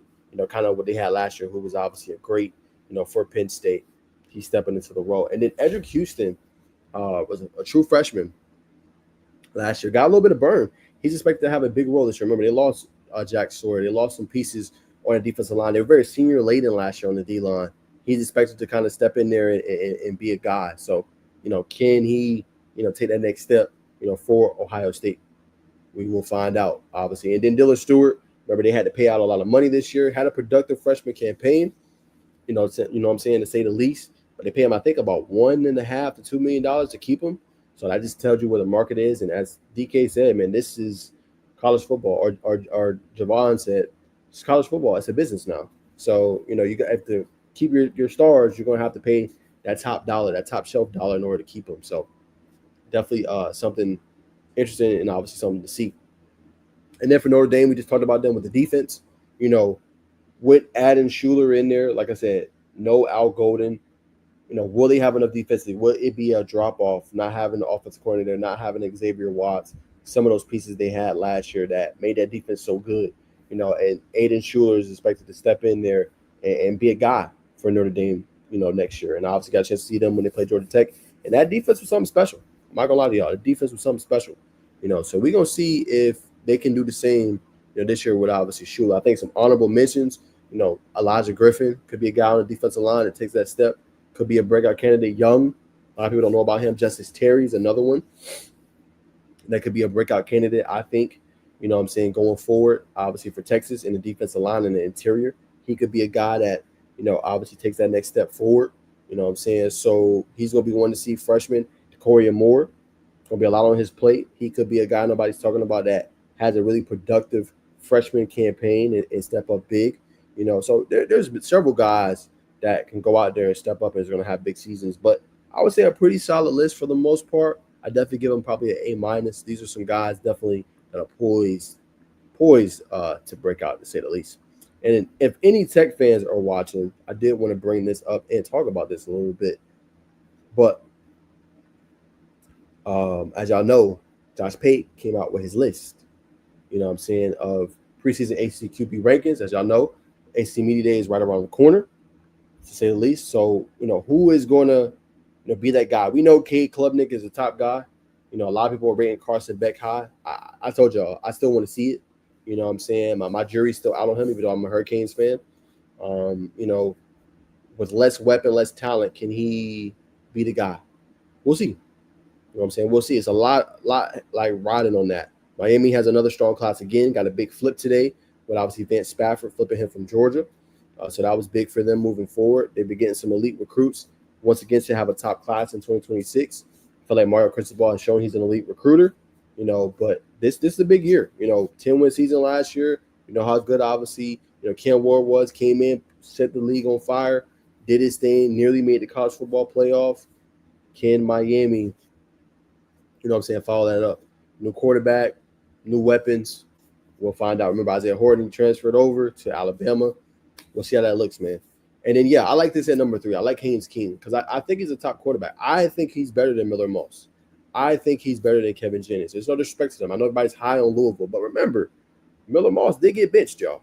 You know what I'm saying? He did get benched. So, my rationale, my thinking is, you know, King has shown you what he can do. Last year had what, 2 interceptions, showed you the warrior mentality, didn't turn over the ball a lot, took what the defense give him, came up with big plays. I feel like King did everything he was supposed to do to help Georgia Tech. And I think at one point they were like 5-2 in a year when he started games. So that goes to show you the impact he was having, how good and how lethal he was. So, Haynes King, I like him at number three. I think he is one of the top quarterbacks in the ACC. And you can make the argument, I like him better than Carson Beck. Just personal preference. Like, I do. I feel like he knows what he's seeing, goes his progressions, he plays really well. So I feel like he's a guy that's problem for a big year, man. And he gonna put a lot of people on notice. You know what I'm saying? In my humble opinion. And then Kevin Jennings, like, 4 is kind of high for me, for him. He was up and down last year, y'all. Like, he had games he was good, and he had games he got kind of like flew down.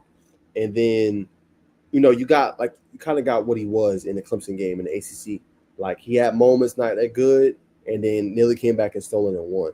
So I don't know, man. I think there's other players maybe I would put above or in front of him, to say the least, man. So that's a guy that it's good, but we'll see. Miller Moss, the jury's still out.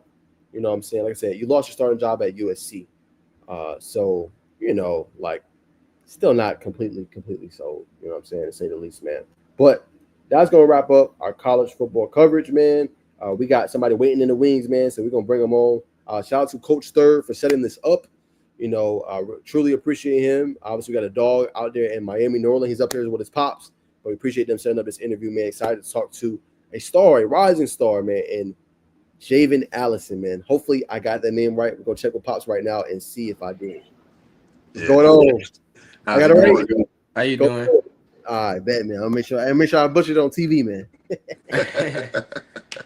How y'all doing today, man? Good, and you? Doing good. Doing good, man. No complaints, man. Appreciate you coming on the program, man. So, just talk just a little bit about your story, man. Where everything started for you in terms of your love of football, man, and playing the sport, man. Was it pops that kind of got you, man? Like where'd your love of football come from? Love of football. Yeah, I mostly get it from my dad. He used to play back in his day, and then growing up, I feel like we've been a football family because it just running sports, running a family. Everybody just athletic. So, and then when I was younger, I started playing football when I was around 7. That's when I started playing tackle football. But then I played a little bit of flag when I was 5. But yeah, ever since then, we just fell in love to the game. 100%. When did you know like you wanted to play? Was it pops instructing you, or was it a viral? Like, was it a big time catch you seen with your little brothers? Like what was the moment you was like, I want to do this thing?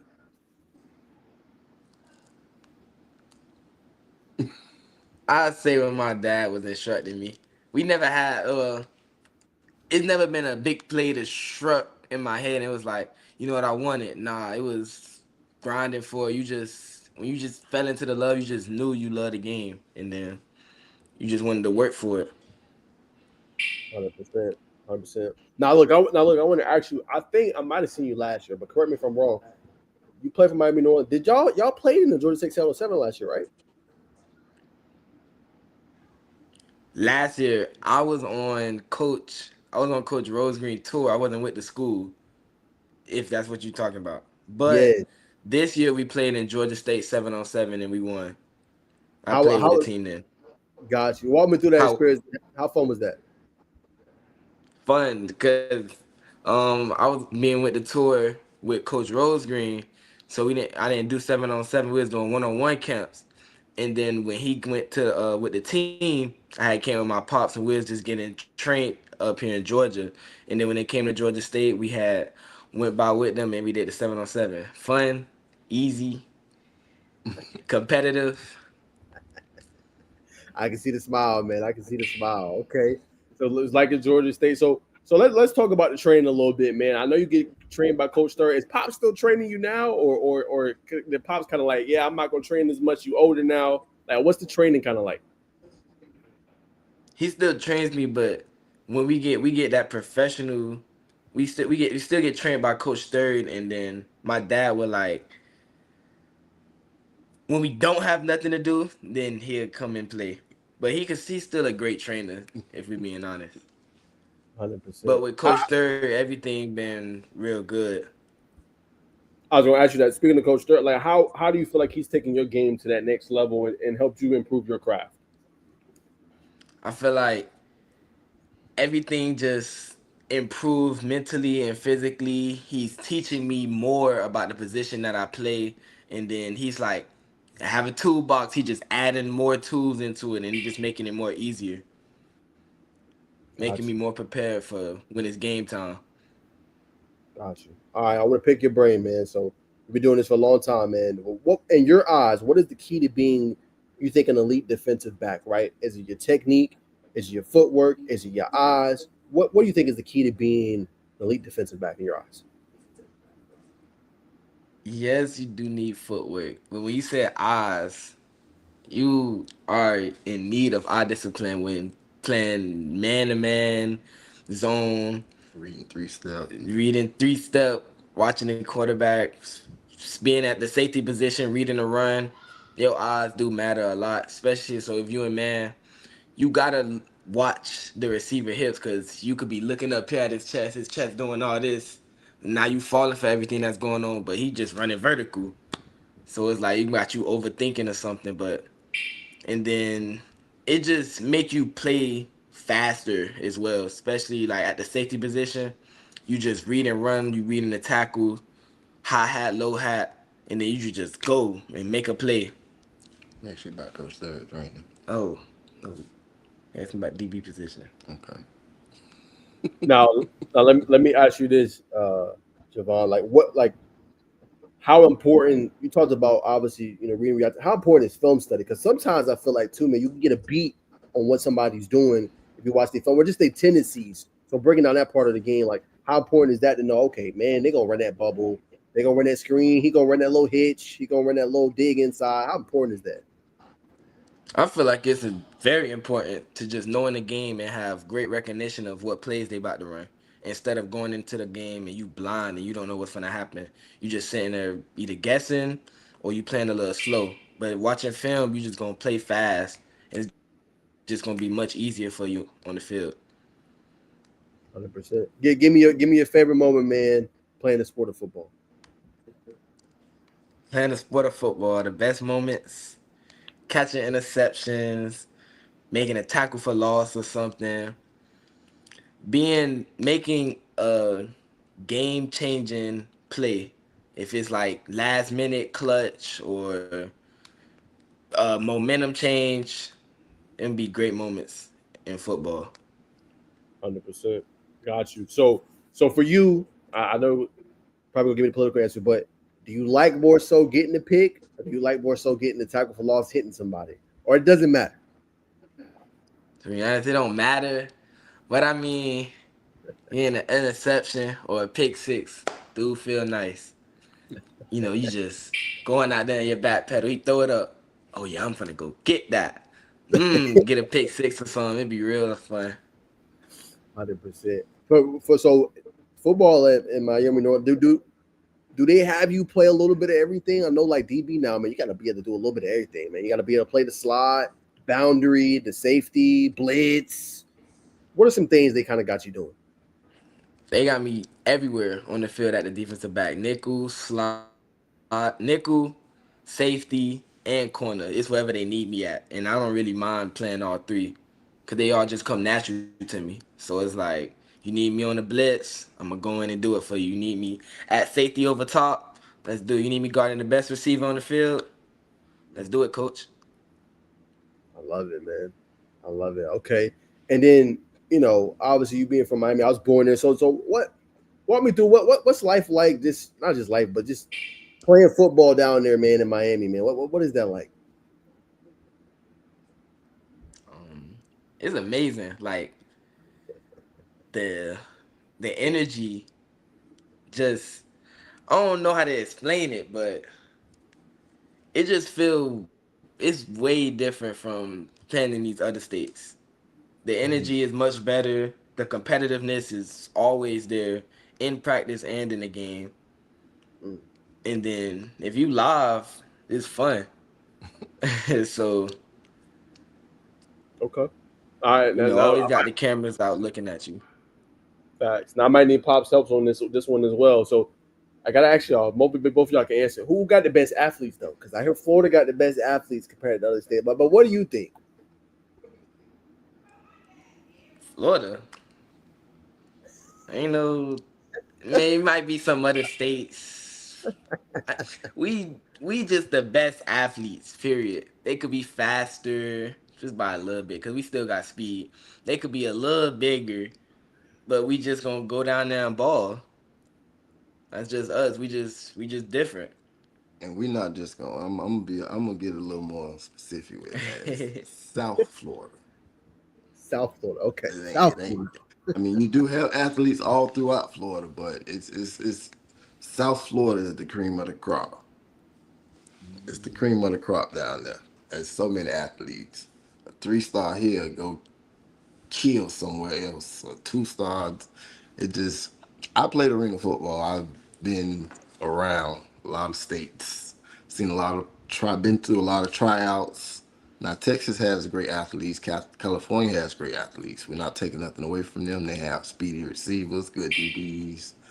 But if you look for the draft, especially I want to say like that 2022, 2023, Mm-hmm. South Florida had like more than the rest of the states. Not the state of Florida, South Florida.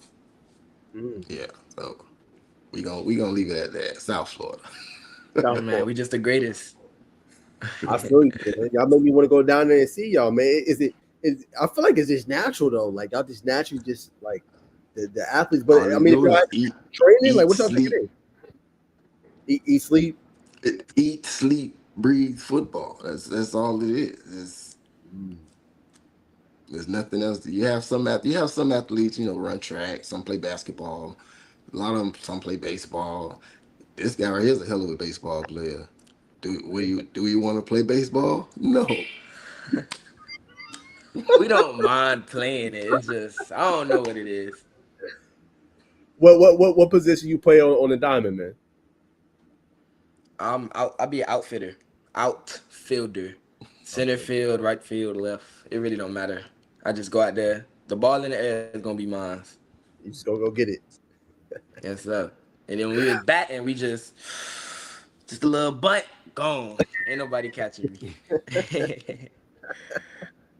So let me ask about that, man. So for you, like that speed you got, is that natural? Do you do track? Do you do a lot of speed drills? Like talk about the speed component of your game a little bit.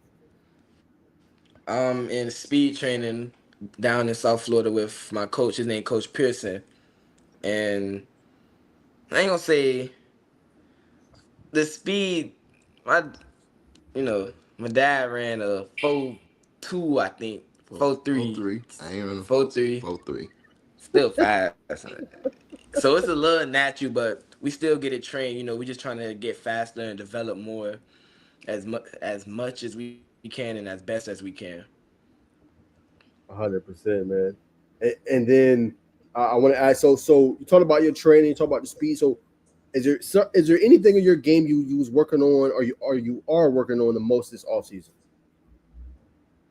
Off season, at the beginning of the off season, like right after the season, we was working on speed training Okay. and a little bit of DB, and now during the summer, we've been working on Quick twitch. quick twitch, DB, and strength. Yeah, stronger. Yeah, bigger. Okay. So you've been in there lifting. Yes, sir. Okay, we love to see it. All right, smooth. So walk me through, man. Like, what does the season look like for Norland this year, man? Who's some teams I got on the docket? Who's some teams y'all gonna play now?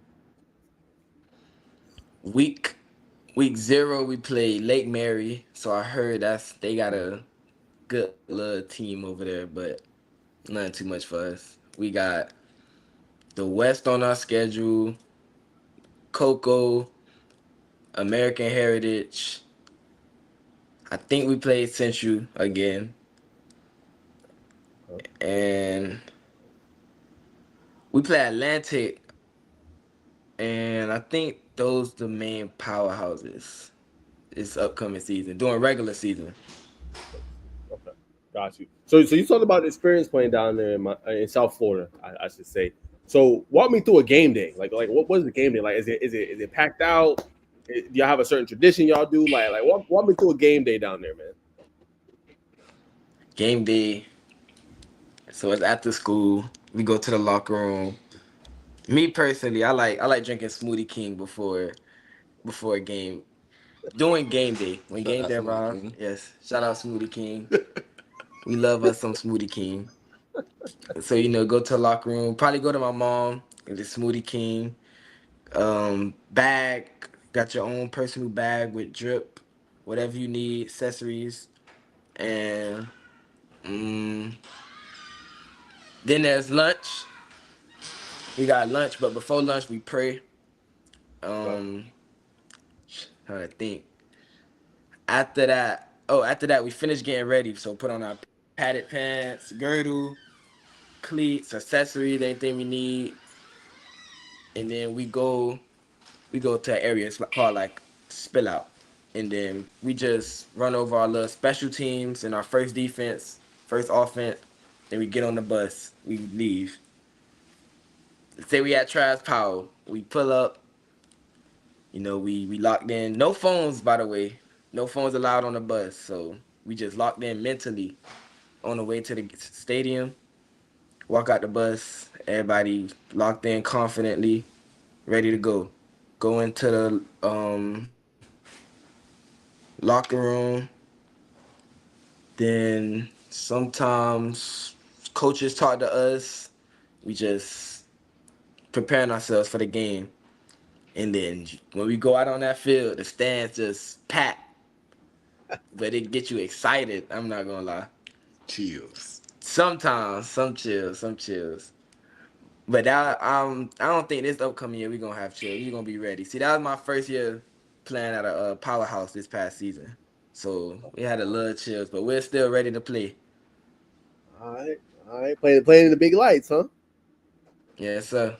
I love it. All right, I love that, man. So, real quick, I just want you to talk about what were some key things, if you don't mind sharing, just that your pops taught you about the game of football. He's obviously playing at an elite level. Talk about the speed your pops had playing arena football, but what were some key things he taught you about this game and this sport?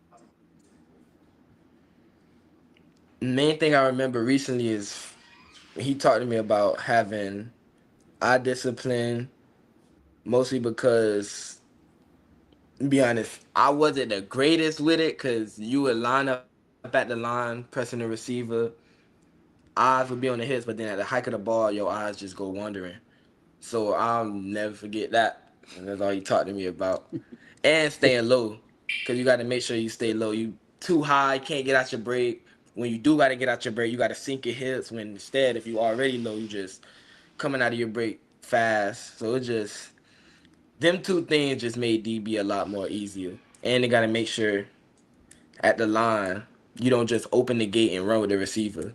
Because tend to do that a lot. And if he got that 4.2 speed, he gonna run that 4.2 speed. But if you put hands on, he might be like a 4.8. Oh, Slow him eight. down a lot. Gotcha, brother. Okay. All right, man. So tell me this: who is the toughest? So two-part question: who's the toughest opponent you went against in your career, or who's maybe the toughest player you went against that you was like, dang, I'm doing my thing, but he a dog. The toughest opponents. um, It's a good question. I might have to give you two. Let me think. Let me think. Or three. The teams wise, I'm gonna say off the top of my head, Mm-hmm. the West, Chaminade, and Mm, American Heritage. yeah, Them that three. was good. And mostly. they was all powerhouses and they had great talent at receiver. And then toughest players Yeah. we going with. Who we going with? Probably go with Buddy run away. So go with Buddy who got you in the fade route. From the summer night game, um, think his name Jason Lopez, his nickname J Rock, and then the receiver from the West, nickname Booby. Feaster. Yeah, Yeah, I know what that is. Okay. He's tough. them two, I say toughest from last year. Got you. So when you I Receiver. know fact those two elite receivers, man. So so in that situation, man, like you going through the work with them, you know what I'm saying? Like I know you winning plays, they winning plays. Like what's going through your head, man, when you playing that superior competition? And what were some things you maybe learned from them that helped your game? Um, with one alignment, you got to make sure you align right, and then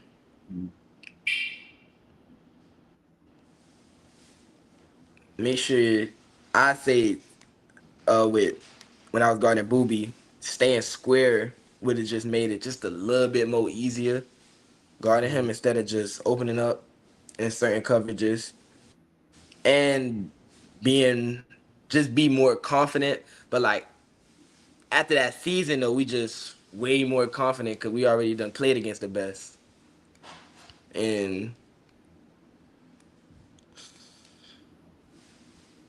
I don't know, guarding them just sharpens the toolbox with certain things. You learn different stuff that receivers can do and will do on guarding great receivers. 100%. Iron sharpen iron, man. So put me on game, man. I mean, obviously this interview's for you, but put on game with some dogs, man, at Miami Norland, man. We should watch out for the season, including yourself. I can't name everybody because you know the whole team got some dogs. Shout out to Miami Norland football team and Miami Norland. Um, but Keon Bryant, he played both sides of the ball, receiver and DB. He a dog. Hadley, his name Hadley O'Henhan, nickname Hat. Okay. He played everything on the defensive side, from defensive end, linebacker, and DB. He could do it all. Um, we got a 2028 receiver, Monty. You gotta look out for him this upcoming season. I know you're gonna get your boy a shot at. For boy, I was gonna give him. Yeah. I swear I was thinking about him. No, we can't. We gotta put game on to the less known people first. That's right. Jaden Daniels, class of 2027 receiver, switched from DB to receiver. He could play both sides of the ball as well. And I can't name everybody. Kyle Moore, quarterback 2027. All right. We finna ball this season. And Kenton Dobson, Kenton Dawson. Maurice Clark, running back. Kent DB.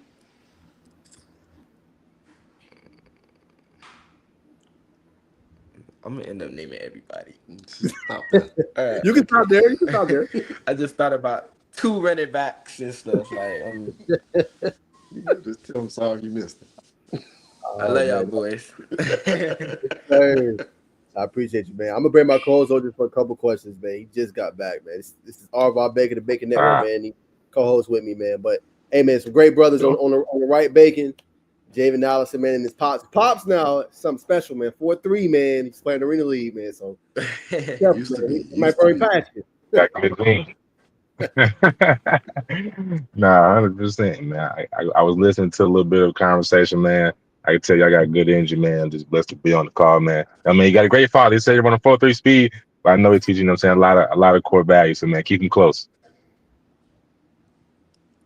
I used to run a 4-3. Let's put used to in front of that. I used to. Yeah. But I know he got it too. So like, just tell me a little bit about y'all story. Like, where y'all from? I'm from Fort Lauderdale, Florida.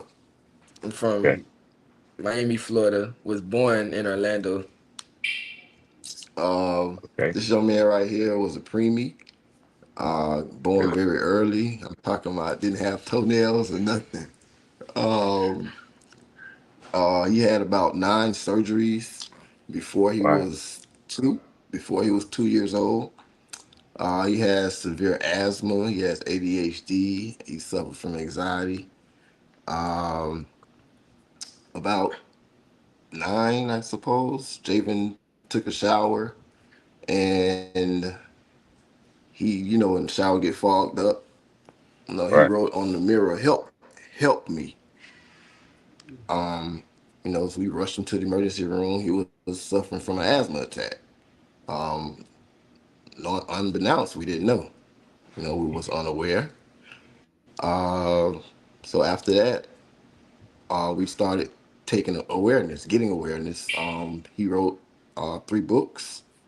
He just released his 4th book this past wow, year. I want to say in September. Name of the books, well, the name of the first three, which was wrote in fourth, fifth, and sixth grade. Me and my mother. The name of the book is The Adventures of Javen and His Three A's, which is asthma, anxiety, and ADHD. And then the one that recently came out in September was Javen and His A's, asthma, anxiety, ADHD, and athlete. So mm, now we right now at 4 books. Yeah, nah, so that's it was tough. That's mom tough. took the shower. I stand corrected. It was mom took the shower when he wrote it in the In the mirror. mirror. Yeah. That happened like 2018. And then the reason of us writing those books was because of that experience to bring awareness to other adults. Hmm. Yeah. Wow. So Uh, how, Go ahead. as a parent, that's a lot to deal with. And brother, you know what I'm saying, today's ADHD kids are really today's and tomorrow's genius. So, you know what I'm saying, you're off to a great start. But Definitely. for you, pops, that's a lot to deal with. So how did because it hits home for me. I got a cousin who was a premature, so I know just a tad bit about it. But I was like, how did you kind of just trust God through that scary process? Man, are we talking about the asthma attack or when we found about the The ADHD? whole journey, the whole journey. All right. Well, the asthma attack, I was very worried because when we got there, they was treating them, and the nurse actually told us, she was like, next time just drive him yourself. Don't wait for the no, no, no. She said, wait for the ambulance. Don't drive him yourself, is what she said, because it was a couple that had done that either that day or previously That same day. that same day, and their kid died on the way. Right. Wow. So that kind of scared me a little bit. It was a little frantic. So once he got better, and that's why. And David, sorry to skip right there, but that's why he's so full of so much potential because I was scared to train him. I didn't want to. Take him out there and play football. All my friends would be like, "Why you letting your little boy play football? Why ain't they sons playing football and stuff?" I'm like, "Man, look, me and my jit enjoying life. Yeah, I'm glad my jit here. Absolutely. You know what I'm saying? So I'm not even worried about that. But the ADHD, man, it took me some time to get with that because I was I was like, man, I don't believe in no ADHD, just full of energy, man. I Right. ain't on that. Like it was, I can remember the time when like a ball went under a bush or something. I was like, bro, go get the ball. Like, Daddy ain't want to go get the ball. I say, man, go get the ball. You remember that? Oh yeah, yeah, yeah. I grabbed him by his neck and drug him to get the ball, not knowing he had anxiety. You know what I'm saying? Like, so, it was a learning experience. It really was a learning. And it took actually a neighbor of ours He was sitting down. We was out there just chopping it up, having a drink, and he was like, "Man, I was against that." We was talking about our kids, and he was like, "Man, I was against ADHD too, but man, my son stay with his mom, and I can't really control, what she doing, what she don't do. So she took him, to get seen, and he seen a psychiatrist, and she prescribed him medication and stuff. And he went from making C's and D's to A's and B's. I'm like, hmm. At the time, Jay was struggling in school a little bit, so I'm like, for real. So we talked probably for about 2 hours about the situation. So I took it to mom, and she was like, "Bro, I'm so proud that you willing to do it." So we went and seen a psychiatrist, seen a doctor. They prescribed the medication, which we wasn't giving them, hesitant to giving them. Uh, Right. it just, yeah, it took me some time to get with the ADHD. I didn't believe in No, it a at lot of all. I was like, that he got the same thing I got. I wouldn't sit down in school either. I kept bouncing off the wall. You're like, he all right. Just whoop his butt a little bit. That's all. He'll be all right. But yeah, I had through I all think that, Jaden has his own day in Miami Garden. September 29th, Javen Hmm. I have. Allison, Asthma Wednesday. Jaden was in the hospital growing up like every month in ICU. And that's why I said I wasn't worried about training him. I'm just glad my little boy's alive. It's just so yeah. But that was the I way. love We had young to. man. Jaden. They were saying he was going to be delayed. We had to talk with him through sign language at one point. It was a lot. David Right. had to get tubes in his ears. Like it was a lot. It was a lot. I definitely. So for Javen, man, you went from, fighting adversity, then you still fight adversity to a certain degree, but you're seeing a lot of attention, a lot of praise. How are you, number one, how are you feeling about the recent success, and how are you just managing all this attention at this real quick at an early age? Um, we just stay humble, soak it Yeah, all in, there you thank go. everybody for the praise, and move on. Great answer, brother. You know what I'm saying? Yeah, I can tell you got the mindset for it. So I'm gonna throw it back to Naj. I shouldn't intend to ask more questions. For sure. So obviously you talked about obviously going through that experience. So just if you don't mind sharing, just like what Javen, what's your motivation, man? Why do you do what you do after all you just been through in your life? My parents, mom and my dad, and then we just love the sport. Just imagine your professional job, NFL, playing football, doing something you love, and then at that, you got such a big support system on something you love. It's like, why not? That's can answer that no better. And then can answer that no better. I mean, that's a great answer. Can answer that no better. So Javen, in terms of that, in that process to get to the NFL, obviously college comes obviously before that. So what's the latest? What's going on there? I know you was at Georgia State. You did 7-on-7. You balled out, had some 1-on-1s. I know you got an offer from them, Illinois, Jacksonville State. Like, what's the latest with your recruitment in terms of that next level as you kind of get ready for your senior year? Ask the question one more time. Yes, sir. So I said, like, what's your recruiting kind of like in terms of just college? I know, before getting to the NFL, you obviously got to go through college. You got a lot of big offers: Georgia State, Illinois, Jacksonville State, and many others. So what's the kind of latest with your recruiting? The latest, Yeah. well, right now we've been talking to Georgia State and Jacksonville coaches, and as of right now, we're not committed. We're still looking, but options are still open to all the coaches out there. Um, yeah, we just stand in the lab and just waiting right now, being patient. That's it. If you could tell anybody that's going through that process, like just the importance of staying patient, like waiting for what God got for you and making that right decision, not Yeah, rushing. don't try to rush nothing. Just wait Be patient. Stay humble.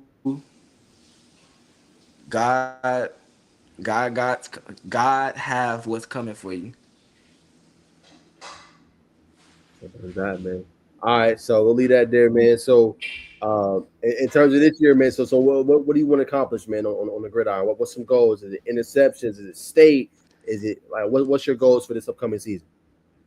Goals for the upcoming season: win a state title, continue succeeding academically, mm, ball out during the season, and it was something else. Going in the All-Star games, be a defensive player. You Yeah, ball out, you gonna make them All-Star games. you're right. And stat wise, what 30 picks, 200 tackles, 50 PBUs, and 20 strip fumbles.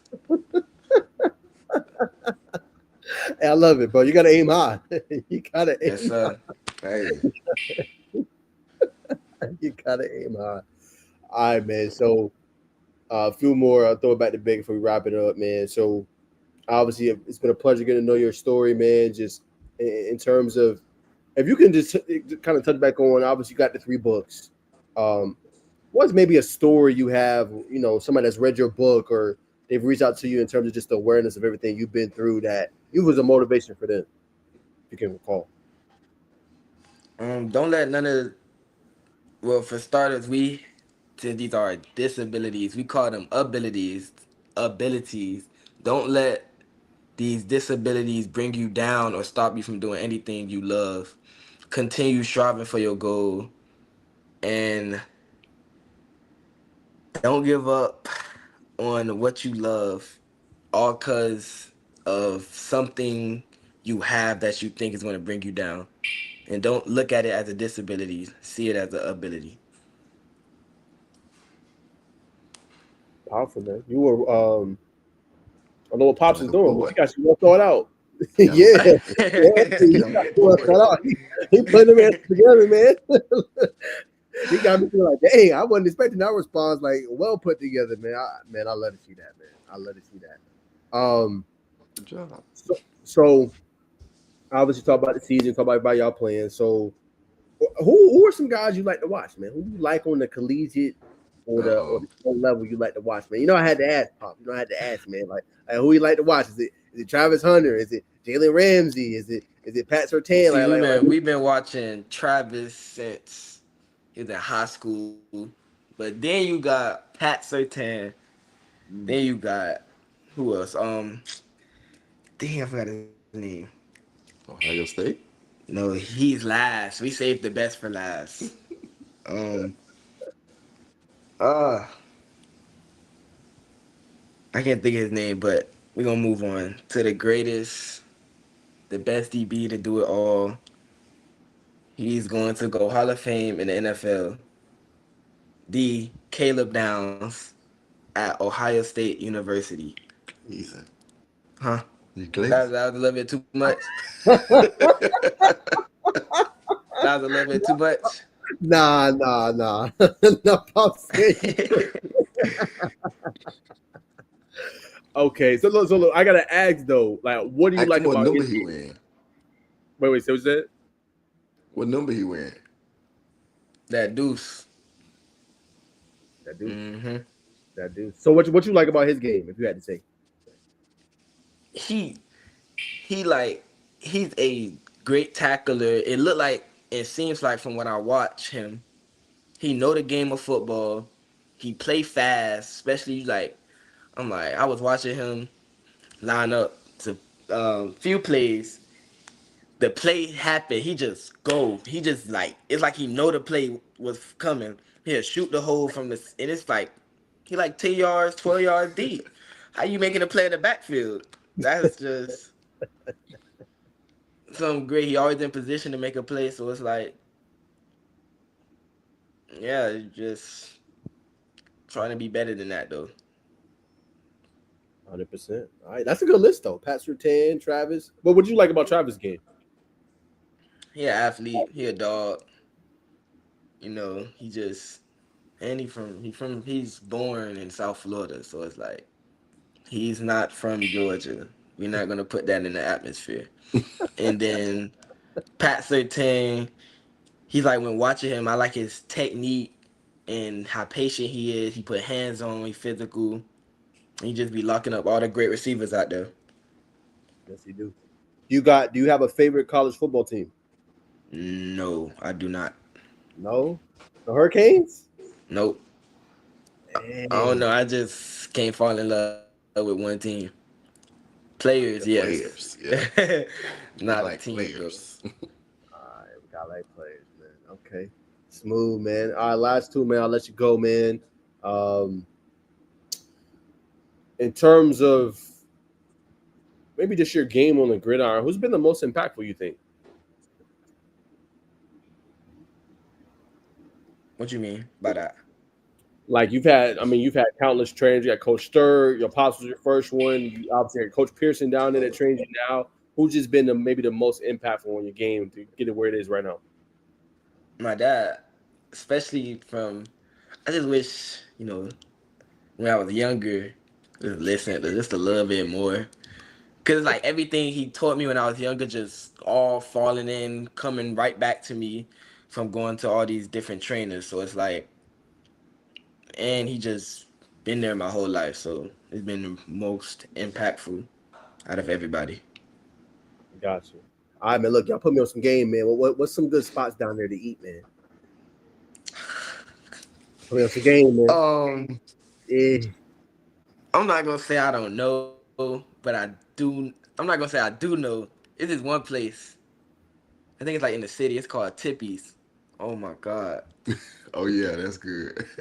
it's so good. They got baked beans. It's like a soul food restaurant. It's Ah, small. It's baked beans, macaroni. You get like rib, chicken, whatever. It's good. They food They good. got fried ribs, Fried. That's what it is. Fried ribs. Lornas, get them oxtails. Oh yeah, them oxtails, cabbage, rice and beans.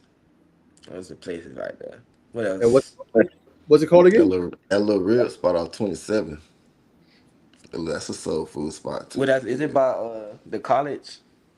Right before you get the college. Yeah, Right it's there. I don't know the name of it. I think it's called Rib Shack. I I think think so too. I think that place is that too. place so good too. And they got red velvet You cake. got me about to make a trip home, man.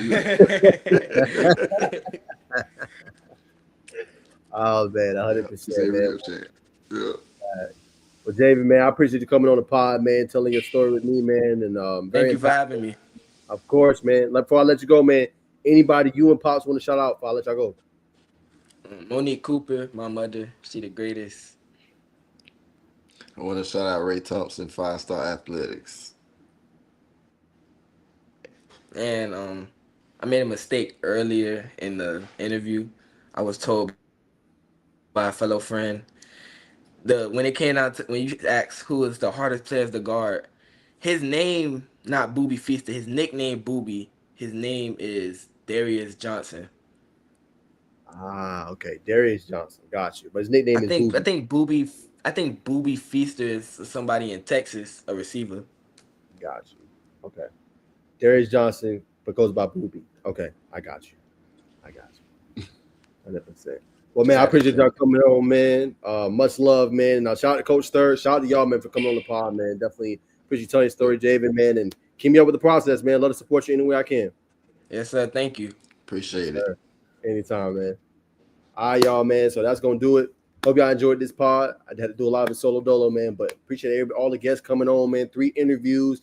Darnell Kelly, Javon Freeney, and Javen Allison, man. Stand out. DB, man, does it all, man, for Miami North. They're going to be a name to watch this upcoming season, man. But that's going to be it for today's pod. I'll see y'all in the next one. Y'all stay tuned, man. Enjoy the rest of your night. I hope you had a great Monday. Thanks for the 459 people that tuned in to the pod, man. Over 400 plus on X, man. Much love to y'all, man. I'll see y'all soon. Peace.